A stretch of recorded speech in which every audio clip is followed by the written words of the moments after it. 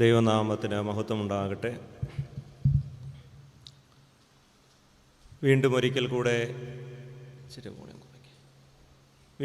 കൂടെ ദൈവവചനത്തിൻ്റെ സന്തോഷം, സ്വസ്ഥത അനുഭവിപ്പാൻ ദൈവം നൽകിയ സാവകാശത്തെ ഓർത്ത് ദൈവത്തിന് നന്ദി പറയും. പെണ്ണ് കിട്ടാത്ത ഐസക്കച്ചനോടും പെണ്ണ് കിട്ടിയ ഐസക്കച്ചനോടും ചേർന്ന് ഈ രാത്രി സന്തോഷം അനുഭവിപ്പാനിടയാക്കിയതോർത്ത് ഞങ്ങൾ നിന്നെ സ്തുതിക്കുന്നു എന്ന് ഞാനങ്ങ് പറയുക.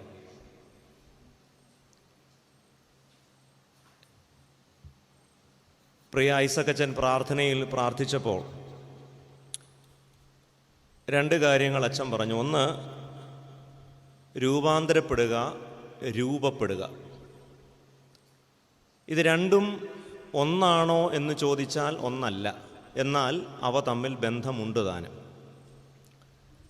ഇസ്രായേൽ മക്കളെ 40 വർഷം ദൈവം മരുഭൂമിയിലൂടെ രൂപപ്പെടുത്തുകയായിരുന്നു. എന്ന് പറഞ്ഞാൽ അടിമകളായിരുന്ന ഒരു കൂട്ടം മനുഷ്യരെ ദൈവജനമാക്കി രൂപപ്പെടുത്തുക. ഇതാണ് നമ്മൾ പറഞ്ഞ. അതിന് 1 വർഷമോ 2 വർഷമോ ഒന്നും അല്ല, 40 വർഷത്തെ ഫോർമേറ്റീവ് പീരീഡ് എന്ന് നമുക്ക് വേണമെങ്കിൽ ഇംഗ്ലീഷിൽ പറയാം, അല്ലേ? So 40 years of formative period in the wilderness. നമ്മൾ ഇന്നലത്തെയും ഇന്നത്തെയും ധ്യാനത്തിന് പൊതുവായി കൊടുത്ത ഒരു വിഷയം റെക്കൺസിലിയേഷൻ വിത്ത് ടൈം. ഇച്ചിരൂടെ കുറയ്ക്കട, ഇത് വല്ലാതെ എക്കോ, വല്ലാതെ മുഴങ്ങുന്നു.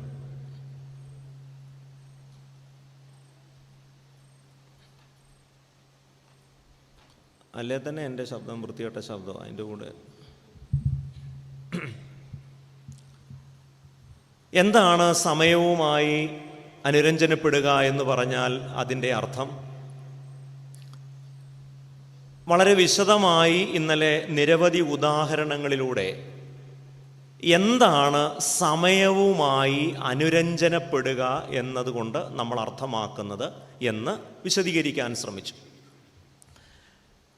അതിന് നമ്മൾ കുട്ടികളുടെ ഉദാഹരണം മുതൽ, അതായത് നമുക്കൊരു ഇൻ്റർനെറ്റ് കണക്ടിവിറ്റി കുറയുന്ന സമയത്ത് നമ്മൾ അസ്വസ്ഥരാകുന്നു, അല്ലെങ്കിൽ നമ്മൾ യൂട്യൂബ് എന്തെങ്കിലും നോക്കുന്ന സമയത്ത് അതിങ്ങനെ വല്ലാതെ ബഫർ ചെയ്യുമ്പം നമ്മൾ വല്ലാതെ അസ്വസ്ഥരാകുന്നു. കാരണം സ്പീഡ് കുറവാണ്. ബസ്സിൽ കയറുമ്പോൾ ബസ് വളരെ പെതുക്കെ പോകുമ്പോൾ നമ്മൾ അസ്വസ്ഥരാകും. ട്രെയിനിൽ യാത്ര ചെയ്യുമ്പോൾ പല സ്ഥലത്തും ട്രെയിൻ പിടിച്ചിടുമ്പോൾ നമ്മൾ അസ്വസ്ഥരാകുന്നു. വേഗത കുറയുമ്പോൾ നമ്മൾ അസ്വസ്ഥരാകും. ഇത് അതിൻ്റെ മറ്റൊരു ആത്മീയ തലമാണ്. മർത്തോമായിലോ അല്ലെങ്കിൽ പെന്തക്കോസ്തിലോ അല്ലെങ്കിൽ യാക്കോബായിലോ നമ്മൾ ഏത് സഭയിലാണോ നിൽക്കുന്നത്, അവിടെ നിന്നുകൊണ്ട് പ്രാർത്ഥിക്കുമ്പോൾ നമ്മൾ ആഗ്രഹിക്കുന്ന കാര്യം നമ്മൾ ആഗ്രഹിക്കുന്ന വേഗത്തിൽ നടക്കാതെ വരുമ്പോൾ നമ്മൾ അസ്വസ്ഥരാകും. കാരണം എല്ലാവരുടെയും പ്രശ്നം സ്പീഡാണ്. കോട്ടയത്ത് ആദാമിൻ്റെ ചായക്കട എന്ന് പറഞ്ഞൊരു ചായക്കടയാണ്. അപ്പോൾ ചോദിക്കും, ഹൗവായുടെ ഇല്ലേ? അത് വൈകാതെ അവർ തുടങ്ങുന്നുണ്ട്. ഒരു ദിവസം ഞാനും എൻ്റെ ഒരു സ്നേഹിതനും കൂടെ എവിടെയോ കൺവെൻഷൻ കഴിഞ്ഞ് ഇങ്ങനെ വരികയാണ്. അപ്പോൾ പോകുന്ന വഴിക്ക് എവിടുന്നെങ്കിലും ഭക്ഷണം കഴിക്കാമെന്ന് പറഞ്ഞപ്പോൾ ആ പയ്യൻ എന്നോട് പറഞ്ഞു, നമുക്ക് ആദാമിൻ്റെ ചായക്കടയെന്ന് കഴിക്കാം. അപ്പം അത് തുടങ്ങിയ സമയമായതുകൊണ്ട് അതിൻ്റെ അകത്ത് കുറച്ച് കൗതുകമുണ്ടല്ലോ, ആയിക്കോട്ടെ എന്ന് കരുതി ഞങ്ങളൊരു 9:30 ആയപ്പോൾ കോട്ടയത്ത് നമ്മുടെ കാരിത്താസിനടുത്ത് എത്തി. ആദാമിൻ്റെ ചായക്കടയിൽ കയറി കാര്യങ്ങളൊക്കെ ഓർഡർ ചെയ്തു. അപ്പോൾ പുള്ളി എന്തോ പറഞ്ഞു, ഞാൻ ചിക്കൻ്റെ എന്തോ ഒരു കോമ്പിനേഷൻ പറഞ്ഞു, പുള്ളി വേറെ എന്തോ പറഞ്ഞു. ഒരു 20 മിനിറ്റ് കഴിഞ്ഞപ്പോൾ അവൻ വന്ന് പറയുക, ചിക്കൻ ഇല്ല. പിന്നെ ഇത് ആദ്യം പറഞ്ഞാൽ പോരെ? പിന്നെ എന്തോ ഉണ്ട്, മട്ടനാണെങ്കിൽ തരാം. ആയിക്കോട്ടെ. ഒരു 15 മിനിറ്റ് കഴിഞ്ഞപ്പോൾ പറയാ, മട്ടനില്ല. സത്യമായിട്ട് വന്നാരപ്പോൾ അവിടെ ഒരു ഒലക്ക ഉണ്ടായിരുന്നെങ്കിൽ കാരണം വിശന്ന് കുടല് കരിഞ്ഞു വന്നിരിക്കുക. നമ്മൾ ഓർഡർ ചെയ്താൽ നമുക്ക് ഉടനെ കിട്ടണം, എനിക്ക് വെയിറ്റ് ചെയ്യാനൊന്നും പറ്റത്തില്ല. ഇത് നമ്മുടെ കുട്ടികളുടെ സ്വഭാവമോ ചെറുപ്പക്കാരുടെ സ്വഭാവമോ മാത്രമല്ല, ഇതൊരു ആത്മീയ പ്രശ്നം കൂടെയാണ്. റോഡിൽ നമ്മൾ വണ്ടി ഓടിച്ചു പോകുമ്പം ചില സ്ത്രീകളുണ്ട്, അവർക്കെനിക്ക് തോന്നുന്നത് റവന്യൂ ഉദ്യോഗസ്ഥരാണെന്ന് തോന്നുന്നു, അവർ ആ നടുക്കത്തെ റോഡിൻ്റെ നടുക്കത്തെ ആ വെള്ള വരയെ കൂടെ പോകത്തും, അത് നോക്കിപ്പോവും. നമുക്ക് പോയിട്ട് പല കാര്യങ്ങളുണ്ട്, ഈ പുള്ളിക്കാരി അതിൻ്റെ നടുക്കൂടെ. ഇത്രയും നന്നായിട്ട് ഡ്രൈവിംഗ് ക്ലാസ്സിൽ ടെസ്റ്റിൻ്റെ സമയത്ത് ഓടിച്ചിരുന്നെങ്കിൽ എത്ര നല്ല, അന്നേരം ഇപ്പോൾ വേണ്ടാത്തടത്തോടൊക്കെ പോകും. ലൈസൻസ് കിട്ടിക്കഴിയുമ്പോഴും നടുക്കൂടെ പോകും. നമുക്ക് ദേഷ്യം വരും, കാരണം എത്ര നേരമായി ഇങ്ങനെ വെയിറ്റ് ചെയ്യുന്നു. അപ്പോൾ എവിടെ നോക്കിയാലും ചെറിയ കാര്യങ്ങൾ മുതൽ വലിയ കാര്യങ്ങൾ വരെ വേഗതയാണ് നമ്മുടെ പ്രശ്നം. കാരണം നമുക്ക് സമയത്തെ സമയവുമായി അനുരഞ്ജനപ്പെടാൻ കഴിയുന്നില്ല. ഇതിൻ്റെ മറ്റൊരു രസകരമായ കാര്യമെന്ന് പറയുന്നത്, നമ്മുടെ ആളുകൾക്ക് ഈ നരയ്ക്കുന്നത് ഇഷ്ടമല്ല. എന്താ കാര്യമെന്ന് ചോദിച്ചാൽ, ഇപ്പോൾ നമ്മുടെ പിള്ളേരൊക്കെ ഡൈ ചെയ്യും. എന്തിനാണ്? 70 വയസ്സായി, ഇനി എന്തിനാ ഡൈ ചെയ്യുന്നത്? ഇനി അങ്ങ് ഡൈ ചെയ്താൽ പോരെ?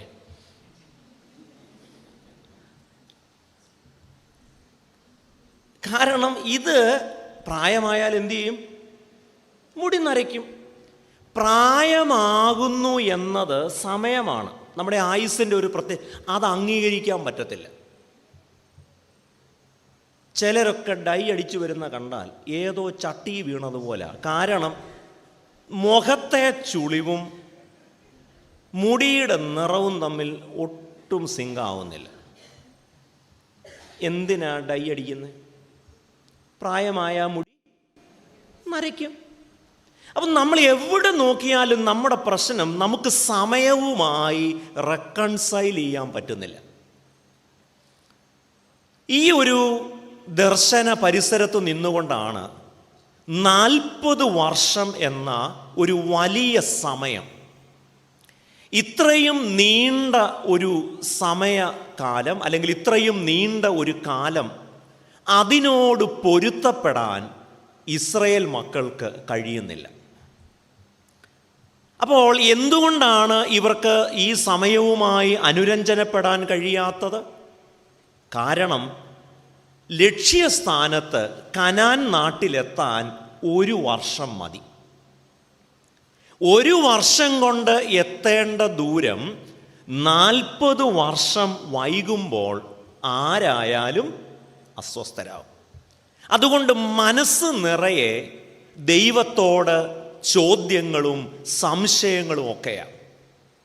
ഈ ഒരു മനസ്സുമായി വാഗ്ദത്ത നാട്ടിൽ പ്രവേശിക്കരുത് എന്നാണ് ആരാഗ്രഹിക്കുന്നത്? ദൈവം ആഗ്രഹിക്കുന്നത്. അതുകൊണ്ട് ദൈവം പറയുകയാണ്, എന്താണ് ഈ 40 വർഷം സംഭവിച്ചത്? അത് ഒരു രൂപപ്പെടലിൻ്റെ കാലമായിരുന്നു. എന്ത് രൂപപ്പെടൽ? വെറും അടിമകളായിരുന്ന നിങ്ങളെ ആരാക്കി മാറ്റണം? ദൈവജനമാക്കി മാറ്റാൻ ദൈവത്തിന് എത്ര വർഷം വേണ്ടി വന്നു? 40 വർഷം വേണ്ടി വന്നു. അത് ദൈവത്തിൻ്റെ കഴിവില്ലായ്മയല്ല, നമ്മൾ മനുഷ്യരായതുകൊണ്ട് പല കാര്യങ്ങളും ശീലിച്ചെടുക്കാൻ കുറേ സമയമെടുക്കും. ദൈവത്തിൻ്റെ മക്കളാവുക എന്ന ആ ഒരു ശീലം, ആ ഒരു ശരീരഭാഷ 40 വർഷം കൊണ്ട് ദൈവം ഇസ്രായേൽ മക്കളെ പരിശീലിപ്പിച്ചെടുക്കുകയാണ്. അമേരിക്കൻ പ്രസിഡന്റ് ആകുമ്പോൾ, ഇപ്പോഴത്തെ പുള്ളിയെക്കുറിച്ചല്ല, നല്ല പ്രസിഡന്റുമാരുള്ള സമയത്തെ കാര്യമാണ് പറയുന്നത്. ഈ ഒരാൾ അമേരിക്കൻ പ്രസിഡന്റ് ആകുമ്പോൾ അദ്ദേഹത്തിന് ചില ട്രെയിനിങ് കൊടുക്കും. അതെന്താണെന്ന് ചോദിച്ചാൽ, എങ്ങനെ നടക്കണം, എങ്ങനെ മനുഷ്യരോട് സംസാരിക്കണം, നടക്കുമ്പോൾ ചെസ്റ്റ് നിവർത്തി നടക്കണം. ഷെയ്ക്ക് ഹാൻഡ് കൊടുക്കേണ്ടത് എങ്ങനെയാണ്? എങ്ങനെ ഒരു അമേരിക്കൻ പ്രസിഡന്റിൻ്റെ നമുക്ക് പിന്നെ ഇതൊന്നും ആവശ്യമില്ലല്ലോ. ഭായിയോ ബഹനോ മേരെ പ്യാരെ ദേശവാസിയോ, ഇത്രയുണ്ടേ കാര്യം നടന്നു. അതുകൊണ്ട് 430 കൊല്ലത്തെ അടിമയുടെ ശരീരഭാഷ മാറി ഒരു ദൈവ പൈതലിന് ചേർന്ന ശരീരഭാഷ, ഒരു ബോഡി ലാംഗ്വേജ്, ഇത് ഇസ്രായേൽ മക്കളെ പരിശീലിപ്പിക്കുകയാണ്. അതിനാണ് 40 വർഷമെടുത്ത്. പക്ഷേ ഇത് വല്ലതും അവർക്ക് മനസ്സിലാവുമോ? മനസ്സിലാവത്തില്ല. അപ്പോൾ ദൈവം അവരോട് പറയുകയാണ്, ഞാൻ എന്തിനാണ് ഇത്രയും സമയം മരുഭൂമിയിൽ നിങ്ങളെ നടത്തിയത്? ഒന്നാമത് അവരോട് പറഞ്ഞത്, നിങ്ങളെ എന്തുള്ളവരാക്കണം? നിങ്ങളെ താഴ്മയുള്ളവരാക്കണം. പക്ഷെ താഴ്മ എന്നത് അപകർഷതാബോധത്തിൽ നിന്നുണ്ടാകുന്ന താഴ്മയല്ല. ഞാനത് ഇന്നലെ വിവിധ ഉദാഹരണങ്ങളിലൂടെ ഉണർന്നിരുന്നവരോടും ഉറങ്ങിയവരോടും ഒക്കെ ഞാനത് എന്ത് ചെയ്തു? വിശദീകരിച്ചു. 2 തരത്തിലുള്ള വിനയമുണ്ട്. ഒന്ന്, എനിക്ക് കഴിവില്ല, എനിക്ക് ബുദ്ധിയില്ല, എനിക്ക് സൗന്ദര്യമില്ല, പണമില്ല, നല്ല ജോലിയില്ല, അല്ലെങ്കിൽ എൻ്റെ തൊലിയുടെ നിറം അത്ര നല്ലതല്ല എന്നൊക്കെ കരുതി മറ്റുള്ളവരെക്കാൾ ഞാൻ മോശക്കാരനാണെന്ന് കരുതി ആർക്കും മുഖം കൊടുക്കാതെ മറഞ്ഞിരിക്കുന്ന, മാറിയിരിക്കുന്നതിനല്ല എന്തെന്ന് പറയുന്നത് താഴ്മ. അത് അപകർഷതാബോധമാണ്. അത് മാറണം. കാരണം 430 കൊല്ലം അടിമകളായിരുന്നത് കൊണ്ട് തന്നെ പെട്ടെന്നൊന്നും അവരുടെ മനസ്സിലെ അപകർഷതാബോധം മാറില്ല. അത് മാറ്റി അവർക്ക് വേണ്ടത് മക്കൾക്ക് ചേർന്ന വിനയമാണ്. എന്താണ് മക്കൾക്കു ചേർന്ന താഴ്മയും അടിമയുടെ താഴ്മയും തമ്മിലുള്ള വ്യത്യാസം എന്താണ്? ഇന്നലെ നമ്മളത് വിശദീകരിച്ചത് കൊണ്ട് ഞാനത് ആവർത്തിക്കുന്നില്ല. രണ്ടാമത് ദൈവം മോശയിലൂടെ തൻ്റെ ജനത്തോട് പറയുക, നിങ്ങളെ എന്തിനാണ് 40 കൊല്ലം നടത്തിയത്? എന്തുകൊണ്ട് ഈ 40 കൊല്ലത്തോട് നിങ്ങൾ റെക്കൺസൈൽ ചെയ്യണം? രണ്ടാമത് പറയുന്നത്, നിങ്ങളുടെ ഹൃദയത്തിലിരിക്കുന്നത് എന്താണെന്ന് അറിയണം. അല്ലേ? എപ്പോഴാ നമ്മുടെ ഹൃദയത്തിലിരിക്കുന്നത് എന്താണെന്നറിയുന്നേ? എപ്പോഴാ? പറഞ്ഞാട്ടെ.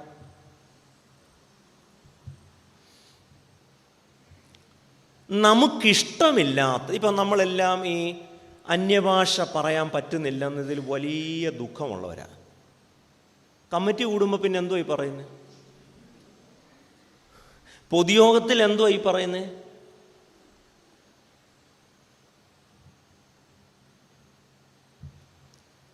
നമുക്ക് ഇഷ്ടമില്ലാത്ത, നമുക്ക് താല്പര്യമില്ലാത്ത കാര്യങ്ങൾ സംഭവിക്കുമ്പോൾ നമ്മുടെ ഹൃദയത്തിലുള്ളത് മുഴുവൻ പുറത്തോട്ട് വരും. അവിടെ ഉപയോഗിച്ചിരിക്കുന്ന വാക്ക് to know what is in your heart. ഇത് ഇസ്രായേൽ മക്കൾ പല സന്ദർഭത്തിൽ പറഞ്ഞു. ഉദാഹരണത്തിന്, അവർക്ക് വിശന്നു, കുറച്ചു നേരമായിട്ട് അവർ വിശന്ന് അവരുടെ ക്ഷമ കിട്ടും. അപ്പോൾ അവർ പറയുക, നീ ഞങ്ങളെ കൊല്ലാനാണോ മരുഭൂമിയിലോട്ട് കൊണ്ടുവന്നത്? അവിടുത്തെ മിസ്രയീമിലെ ഒലത്തിയ ബീഫ്, അത് മതിയായിരുന്നു, നീ എന്തിനാ ഞങ്ങളെ കൊണ്ടുവന്നേ? നിങ്ങളൊന്ന് ആലോചിച്ച് നോക്കിക്കേ. പാലും തേനും ഒക്കെ ഒഴുകുന്ന ഒരു സ്ഥലത്തോട്ട് കൊണ്ടുപോവുക. പക്ഷേ ഇവർക്കിപ്പോഴും ആരായിരുന്നാ മതി? അടിമയായിരുന്നാ മതി. അപ്പോൾ യഥാർത്ഥത്തിൽ ഇവർ സ്വാതന്ത്ര്യം ആഗ്രഹിക്കുന്നുണ്ടോ? യഥാർത്ഥത്തിൽ ഇവർക്ക് ദൈവമക്കളായി ജീവിക്കണോ? ഇടയ്ക്കിടയ്ക്ക് അവർ പറയുന്നു, ഞങ്ങൾക്ക് എവിടെ പോയാൽ മതി. ഇതിവർ ഒരു സന്ദർഭത്തിലല്ല, ഇസ്രായേൽ മക്കൾ എപ്പോഴെല്ലാം മോശയോട് പിറുപിറുത്തിട്ടുണ്ടോ അപ്പോഴെല്ലാം അവർ പറഞ്ഞത്, ഇതിലും ഭേദം ഈ ബോറടിക്കുന്നേ എന്തുവാ, എന്നും മന്നായും കാടപ്പക്ഷിയും മന്നായും, പിറ്റേ ദിവസം മന്നായും കഴിച്ച് അങ്ങ് കുഴഞ്ഞ് അവർ പറയാ, ഇതിലും ഭേദം ഒരു വെറൈറ്റി ഇല്ല ഇവർക്ക്. കാരണം അടിമയായിരുന്നത് ഒരു സുഖമായി ഇവർക്ക് തോന്നി. അവർക്ക് അടിമയായിരുന്നാൽ മതി. അപ്പോൾ ഇവരുടെ ഹൃദയത്തിൽ ഇരിക്കുന്നത് എന്താണെന്നറിയാൻ, ഇവർ യഥാർത്ഥത്തിൽ സ്വാതന്ത്ര്യം ആഗ്രഹിക്കുന്നുണ്ടോയെന്നറിയാൻ ദൈവം ഇവരെ പലതരത്തിലുള്ള പരീക്ഷകൾക്കും വിധേയരാക്കി. അപ്പോൾ ദൈവം മോശയോട് പറയുകയാണ്, എന്തിനാണ് 40 കൊല്ലം നിങ്ങളെ ഇങ്ങനെ നടത്തിയത്? നിങ്ങളുടെ ഹൃദയത്തിലിരിക്കുന്നത് അറിയണം. 2 പേർ തമ്മിൽ വഴക്കുണ്ടാക്കുമ്പോൾ അത്രയും നാൾ നമ്മൾ ഈ ഛർദ്ദിക്കുക എന്ന് പറയും. ഈ ഛർദ്ദിക്കുമ്പോഴുള്ള നിങ്ങൾ അങ്ങനെ അത് പറഞ്ഞാൽ കുഴപ്പമുണ്ടോ? ഇല്ലല്ലോ. ഈ ഛർദ്ദിലിൻ്റെ പ്രത്യേകത എന്താ? ഞാൻ ഛർദ്ദിച്ചിട്ടുണ്ടോ? ഉണ്ടോന്ന്?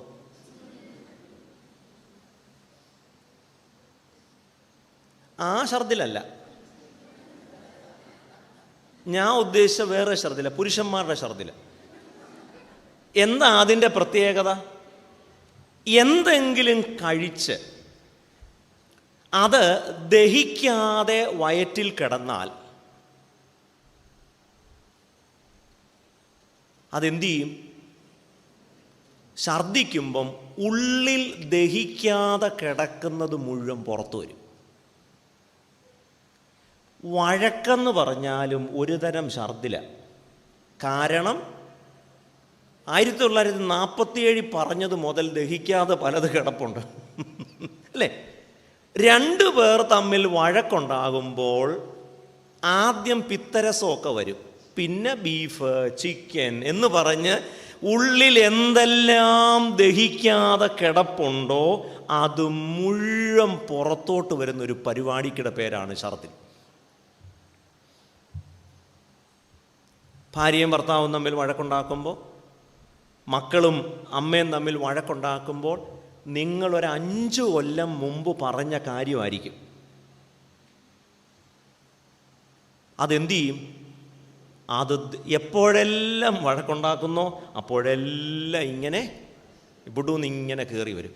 ശരിക്കും വഴക്കുണ്ടാക്കിയത് എന്തിനായിരുന്നു? വേറെ ചില കാര്യത്തിനാണ്. പക്ഷെ അവസാനം പുറത്തോട്ട് വരുന്നതോ?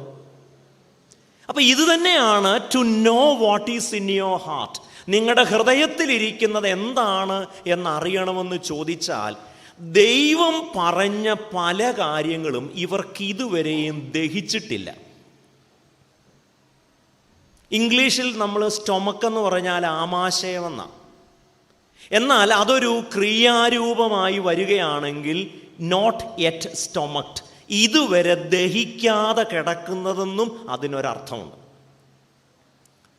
അപ്പോൾ പ്രതിസന്ധികൾ വരുമ്പോൾ, പ്രയാസങ്ങൾ വരുമ്പോൾ നമ്മൾ അറിയാതെ നമ്മുടെ ഉള്ളിലുള്ള ദഹിക്കാതെ കിടക്കുന്ന കാര്യങ്ങളെല്ലാം എന്തു ചെയ്യും? പുറത്തോട്ട് വരും. നീ എൻ്റെ ചക്കരയാണ്, നീ എൻ്റെ ഡാർലിംഗ് ആണ് എന്നൊക്കെ പറയും. പക്ഷേ നമുക്കിഷ്ടമില്ലാത്ത, ഇപ്പോൾ ഇവിടെ ഇരിക്കുന്ന അച്ചായന്മാർ, ഈ ലൈവ് ആയതുകൊണ്ട് എല്ലാ ഉദാഹരണവും പറയാൻ പറ്റത്തില്ല. ലൈവ് അല്ല, എന്നാലും റെക്കോർഡ് ചെയ്യുന്നുണ്ട്.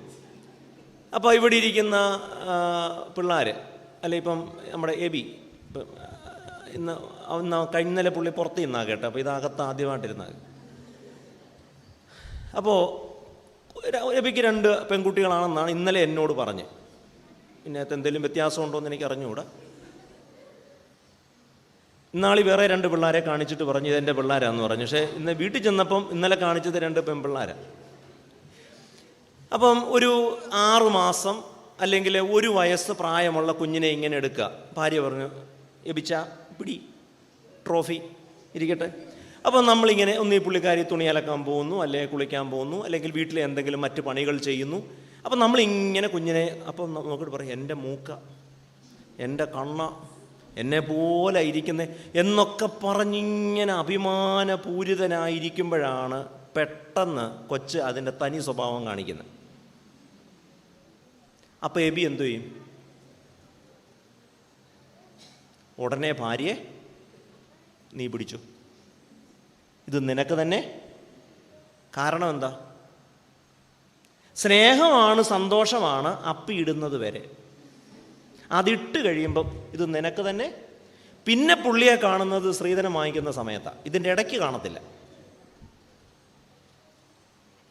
അപ്പോൾ യഥാർത്ഥത്തിൽ കുഞ്ഞാണ്, ചക്കരയാണ്, പൊന്നാണെന്ന് പറഞ്ഞതിൻ്റെ അകത്ത് എന്തെങ്കിലും അർത്ഥമുണ്ടോ? ആണ്.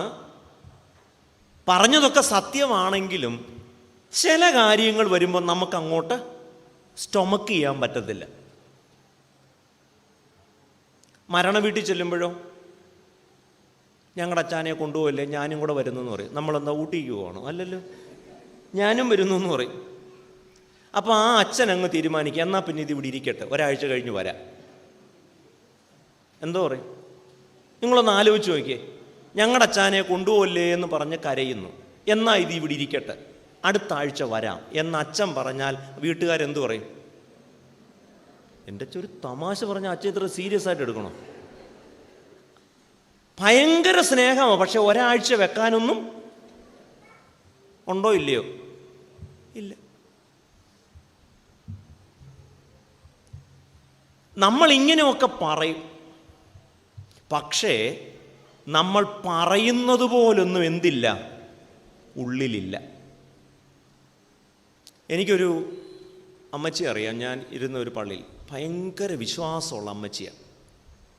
അമ്മച്ചി പ്രാണപ്രിയ, പ്രിയ യേശു എന്നൊക്കെ പറഞ്ഞ് അമ്മച്ചി പ്രാർത്ഥിക്കുമ്പം എനിക്കെപ്പോഴും തോന്നിയിട്ടുണ്ട്, ഈ അമ്മച്ചിയുടെ വിശ്വാസത്തിൻ്റെ പകുതി പോലും എനിക്കില്ലല്ലോ.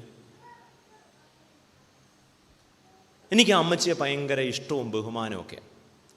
ഈ അമ്മച്ചിക്ക് നെഞ്ചിന് വേന വന്ന് ആശുപത്രിയിലായി. ഞാൻ ഈ അമ്മച്ചിയെ കാണാൻ ആശുപത്രി ചെന്നു.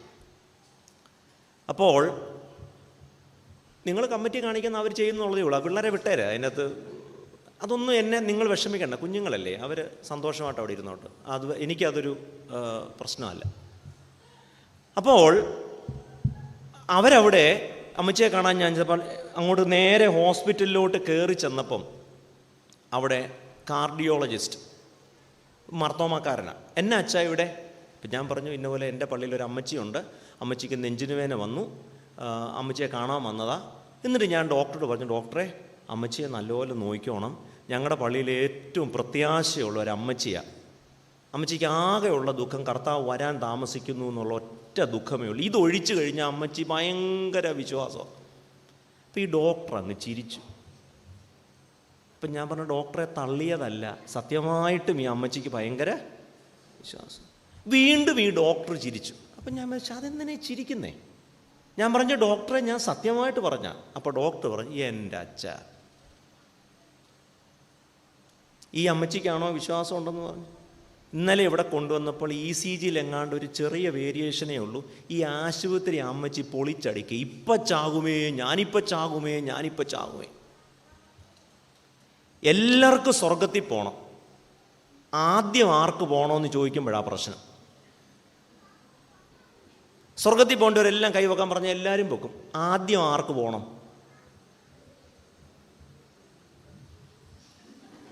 എന്താ കാര്യം? അപ്പം ശരിക്കും ഒരു പ്രയാസമുള്ള ഒരു ഘട്ടത്തിലൂടെ കടത്തി വിടുമ്പോഴാണ്, ഇംഗ്ലീഷിൽ പറഞ്ഞാൽ നമുക്ക് വേണമെങ്കിൽ ഇങ്ങനെ പറയാം, to know what is in your heart എന്നത് മാറ്റി ടു നോ യുവർ മെറ്റൽ.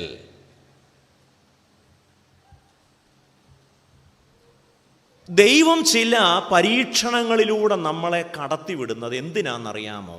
നമ്മൾ പറയുന്നത് പോലെ ശരിക്കും ഉള്ളിലുണ്ടോ എന്നറിയാനാണ്.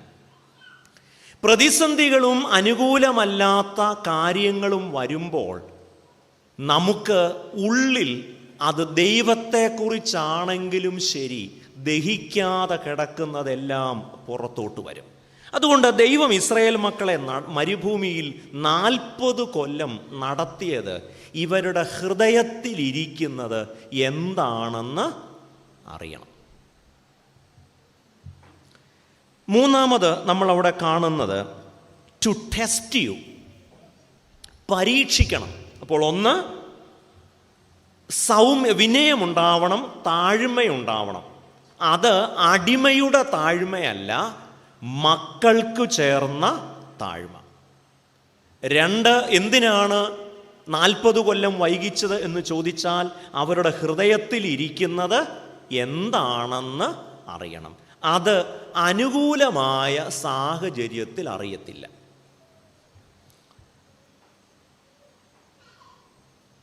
ഇങ്ങനെ ഓരോ കഥ ഓർത്തു വരുമ്പോൾ അങ്ങ് പറയുന്ന, കുറേ നാൾ മുമ്പ് ഞങ്ങൾ ഹോളി ലാൻഡിൽ പോയി.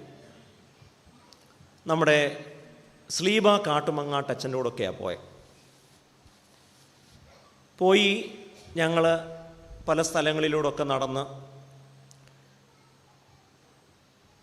ചാവുകടലിൻ്റെ അവിടെ എത്തി.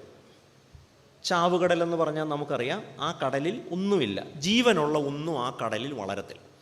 അപ്പം ഞങ്ങൾ ബസ്സിൽ നിന്ന് ഇറങ്ങുന്നതിന് മുമ്പ് സ്ലീബാച്ചൻ പറഞ്ഞു, നിങ്ങൾ ഡെഡ് സീയിൽ ഇറങ്ങുമ്പോൾ, ചാവുകടലിൽ ഇറങ്ങുമ്പോൾ അവിടുത്തെ ചെളിയൊക്കെ വാരി പെരട്ടിക്കണം, കാരണം അത് സ്കിന്നിന് നല്ലതാണ്. ഇറങ്ങി. നമ്മുടെ ആളുകളല്ലേ, ചുമ്മാ കിട്ടിയ പിണ്ണാക്കം തിന്നുമെന്ന് പറഞ്ഞാൽ അങ്ങ് പെരട്ടാൻ തുടങ്ങി. കാരണം ഒന്ന് ഫ്രീ, 2 സ്കിൻ. ഇത്രയും രൂപ മുടക്കി അവിടം വരെ ചെന്നിട്ട് മാക്സിമം ചിലർ ഈ ബുഫയിൽ ചെന്ന് ഭക്ഷണം കഴിച്ച് അവസാനം വണ്ടിയെ മറിഞ്ഞ് വീഴുന്നവരെ കണ്ടെന്ന് പറഞ്ഞ പോലെ വാരി അങ്ങ് പെരട്ടി. ഇറങ്ങിക്കഴിഞ്ഞ് വെള്ളത്തിലൊക്കെ ഇറങ്ങി ഞങ്ങൾ കുറച്ച് പേര് തിരിച്ചു കയറി. പക്ഷെ തിരിച്ച് കരയിൽ കയറി കഴിഞ്ഞപ്പോൾ എനിക്ക് പലരെയും മനസ്സിലായില്ല. നല്ല യൗവനക്കാരായിട്ടാണ് ഏതിലോട്ട് ഇറങ്ങിയേ? വെള്ളത്തിലോട്ട്. കയറിയപ്പോഴോ? ഇതിനാണ് പുതിയ സൃഷ്ടിയാവുക എന്ന് പറഞ്ഞു. ഇറങ്ങിയ സൃഷ്ടിയല്ല, കയറിയ സൃഷ്ടി. കാരണം ഇത് മുഴുവൻ ഈ സൾഫർ ഒക്കെ ഉള്ളതാണ്. തലയിൽ അടിച്ച കളർ മുഴുവൻ പോയി.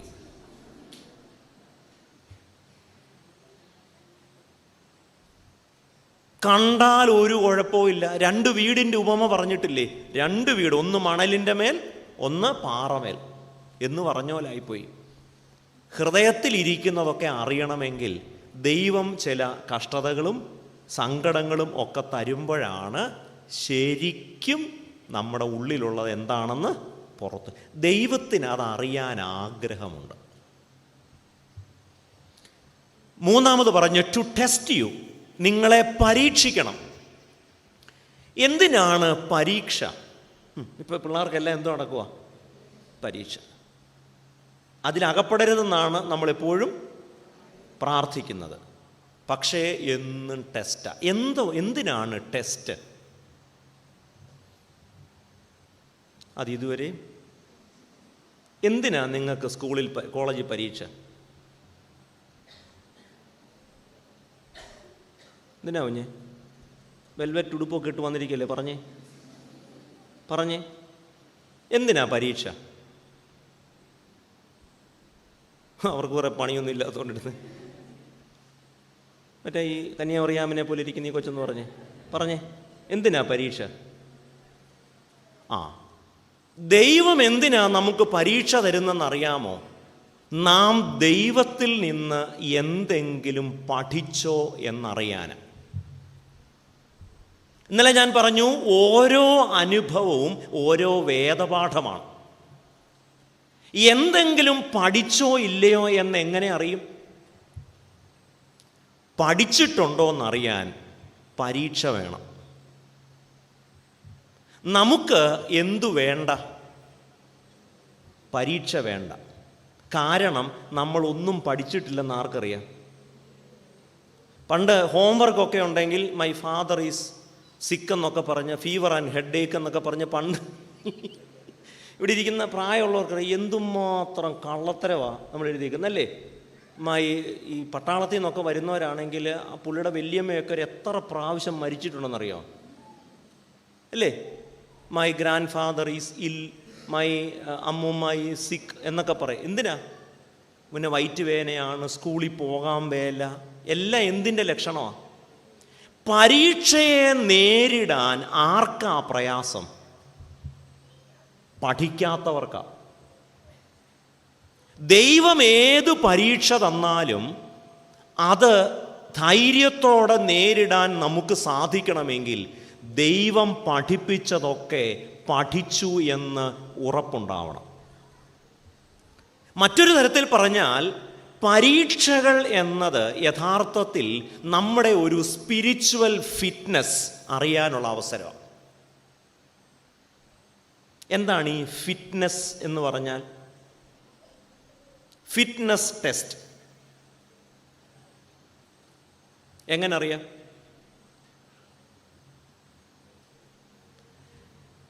ഞാനൊരു ഉദാഹരണം പറയാം. ഞാൻ കുറേ കാലമായി ബാഡ്മിൻ്റൺ കളിക്കാൻ റാക്കറ്റും എടുത്തുകൊണ്ട് പോവും. കളിക്കുന്നുണ്ടോ എന്നൊക്കെ ഉള്ളത് വേറെ ചോദ്യം. ഇത് എടുത്തുകൊണ്ട് പോവും. മിക്കവാറും ഒരു 3/4 മണിക്കൂർ, 1 മണിക്കൂർ ഒക്കെ കളിക്കും.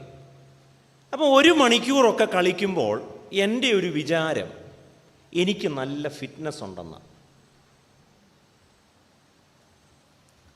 അങ്ങനെ ഇരിക്കുകയാണ് ഞങ്ങൾ 2018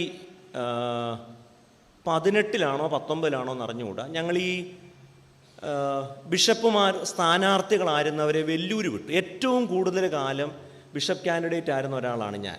ഈ ചില സീരിയലൊക്കെ 5 കൊല്ലമൊക്കെ പ്രസവിക്കാതിരിക്കുന്ന സ്ത്രീകളെ കണ്ടിട്ടില്ലേ? 8 വർഷവും എന്നും 9 മാസമാണ് എന്ന് പറഞ്ഞ പോലെ ഞങ്ങളൊരു 3.5 വർഷം നിന്ന കൂട്ടത്തിലുള്ളതാണ്.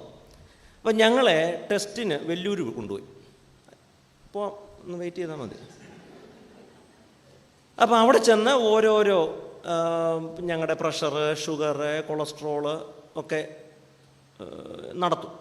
അപ്പോൾ കഴിഞ്ഞ പ്രാവശ്യം ഞാൻ പിന്മാറിയപ്പം എന്നോടൊരു അച്ഛൻ പറഞ്ഞിടാ, എന്നാൽ പിന്നെ ആ ടെസ്റ്റ് കൂടെ കഴിഞ്ഞിട്ട് പോരായിരുന്നു, ഒന്നില്ലേ ഫ്രീ ആയിട്ടൊരു ടെസ്റ്റ് കിട്ടുമല്ലോ. അപ്പം അവസാനം ഞങ്ങളെ ഈ ട്രെഡ്മില്ലേ കയറ്റി. അപ്പം ബിഷപ്പും ട്രെഡ്മില്ലും തമ്മിൽ എന്താ ബന്ധമെന്ന് എനിക്ക് മനസ്സിലാവും. ഞാൻ ചോദിച്ചു എന്തിനാ ആദ്യം ഇത് ഓടണം? ഞാൻ ചോദിച്ചു എന്തിനാ? കമ്മിറ്റി വഴക്കുണ്ടാകുമ്പോൾ ഓടാനാണോ? ബിഷപ്പ് എന്തിനാ ഓടുന്നേ? പിന്നെ എനിക്ക് മനസ്സിലായി എന്തെങ്കിലും കാര്യം കാണും. കാരണം പൊതുയോഗത്തിൽ നിന്നോ കമ്മിറ്റിയിൽ നിന്നൊക്കെ ഇറങ്ങി ഓടേണ്ട വന്നാൽ അത്യാവശ്യം എന്തോ വേണം, ഒരിച്ചിരി ഫിറ്റ്നസ് വേണം. അപ്പം ഞാൻ പറഞ്ഞു ബിഷപ്പ് ആവണമല്ലോ, ഓടണമല്ലോ, ഓടി പഠിക്കുന്നത് നല്ലതാണ് കേട്ടോ. അവസാനം ട്രെഡ്മില്ലേക്ക് ഞാൻ ചോദിച്ചു എത്ര മിനിറ്റ് ഓടണം? അപ്പോൾ പറഞ്ഞു 8 മിനിറ്റ് ഓടിയാൽ ബിഷപ്പാവാം. ഞാൻ പറഞ്ഞു ഓക്കെ. അപ്പോൾ അവർ പറഞ്ഞു ഇതിപ്പോൾ ഇങ്ങനെ വെറുതെ ഇങ്ങനെ വെച്ചിരിക്കുക, 2 മിനിറ്റ് കഴിയുമ്പോൾ ഇത് കുറച്ചുകൂടി ഇതിൻ്റെ ഹൈറ്റ് കൂട്ടും, ഇതിൻ്റെ സ്ലാൻഡിങ് പൊസിഷൻ 2, 4, 6, 8 ഇങ്ങനെയാണ് അതിൻ്റെ കണക്ക്. ആദ്യത്തെ 2 മിനിറ്റ് കുറേ കണ്ടിട്ടുണ്ട്, ഓടാൻ തുടങ്ങി. ഓടി 8 മിനിറ്റ്, 8ഒക്കെ എന്ത്, 4 കണ്ടിട്ടുണ്ട്. ഓടി 6 ആയപ്പം വിചാരിച്ചതുപോലുള്ള. അപ്പം എൻ്റെ വിചാരം എന്താ, 1 മണിക്കൂർ ബാഡ്മിൻ്റൺ കോർട്ടിൽ കിടന്ന് ഉടങ്ങുന്ന ആളാണ് ഞാൻ, എനിക്ക് അത്യാവശ്യം എന്തുണ്ട്, ഫിറ്റ്നസ്സൊക്കെ ഉണ്ട്. 6 ആയപ്പോഴത്തേക്ക് വിചാരിച്ചതുപോലല്ല. അവസാനം കുറച്ചുകൂടെ ഹൈറ്റ് കൂട്ടി, ലാസ്റ്റ് ഫേസ് ഒരു തരത്തിൽ ഓടി. അപ്പം അന്ന് ഷൂ ഒന്നും കൊണ്ടുപോയില്ല, നമുക്ക് അറിഞ്ഞുകൂടായിരുന്നു ഓടണമെന്നൊക്കെ. അവസാനം 8 മിനിറ്റൊക്കെ ആയപ്പോഴത്തേക്ക് ചോദിച്ചു ഇനി വെക്കണോ, മുന്നോട്ട് പോകണോ? ഞാൻ ചോദിച്ചു ഇത്രയും പോരെ ബിഷപ്പ് ആവാൻ? അതിനുള്ള ഓട്ടമായി. ഞാൻ പറഞ്ഞു എങ്കിൽ നിർത്തിയേര്. അന്ന് എനിക്കൊരു കാര്യം മനസ്സിലായി, ഞാൻ വിചാരിക്കുന്നത് പോലെ ഒരു ഫിറ്റ്നസ് ഒന്നും എനിക്ക് ഇല്ല. നമ്മൾ ഈ സ്പിരിച്വൽ ഫിറ്റ്നസ്സിനെ കുറിച്ചൊക്കെ ചിന്തിക്കുമ്പം എല്ലാം അനുകൂലമാകുമ്പോൾ നമ്മുടെ ധാരണ നമ്മളെല്ലാം നല്ല വിശ്വാസികളാണെന്ന്. എല്ലാം അനുകൂലമാകുമ്പോഴല്ല, എല്ലാം പ്രതികൂലമാകുമ്പോഴാണ് യഥാർത്ഥത്തിൽ നമുക്ക് വിശ്വാസം ഉണ്ടോ എന്ന് നമ്മൾ അതുകൊണ്ട് അത്യാവശ്യം ജീവിക്കാൻ സൗകര്യമുണ്ട്, കാര്യമായ ആരോഗ്യ പ്രശ്നങ്ങളൊന്നുമില്ല, മക്കളൊക്കെ നന്നായിരിക്കുന്നു, വിശ്വാസിയാണെന്നാണ് നമ്മുടെ ധാരണ. അല്ല. യേശു 2 വീടിനെ കുറിച്ച് പറയുന്നുണ്ട്. കണ്ടാൽ രണ്ടും നല്ല വീടാണ്, ഒരേ ആർക്കിടെക്റ്റാണ് പണിതത്. പക്ഷേ കാറ്റ് വന്നു, മഴ വന്നു, വലിയ പ്രളയമുണ്ടായി. എന്തു ചെയ്തു? ഒന്ന് വീണു, ഒന്ന് വീണില്ല.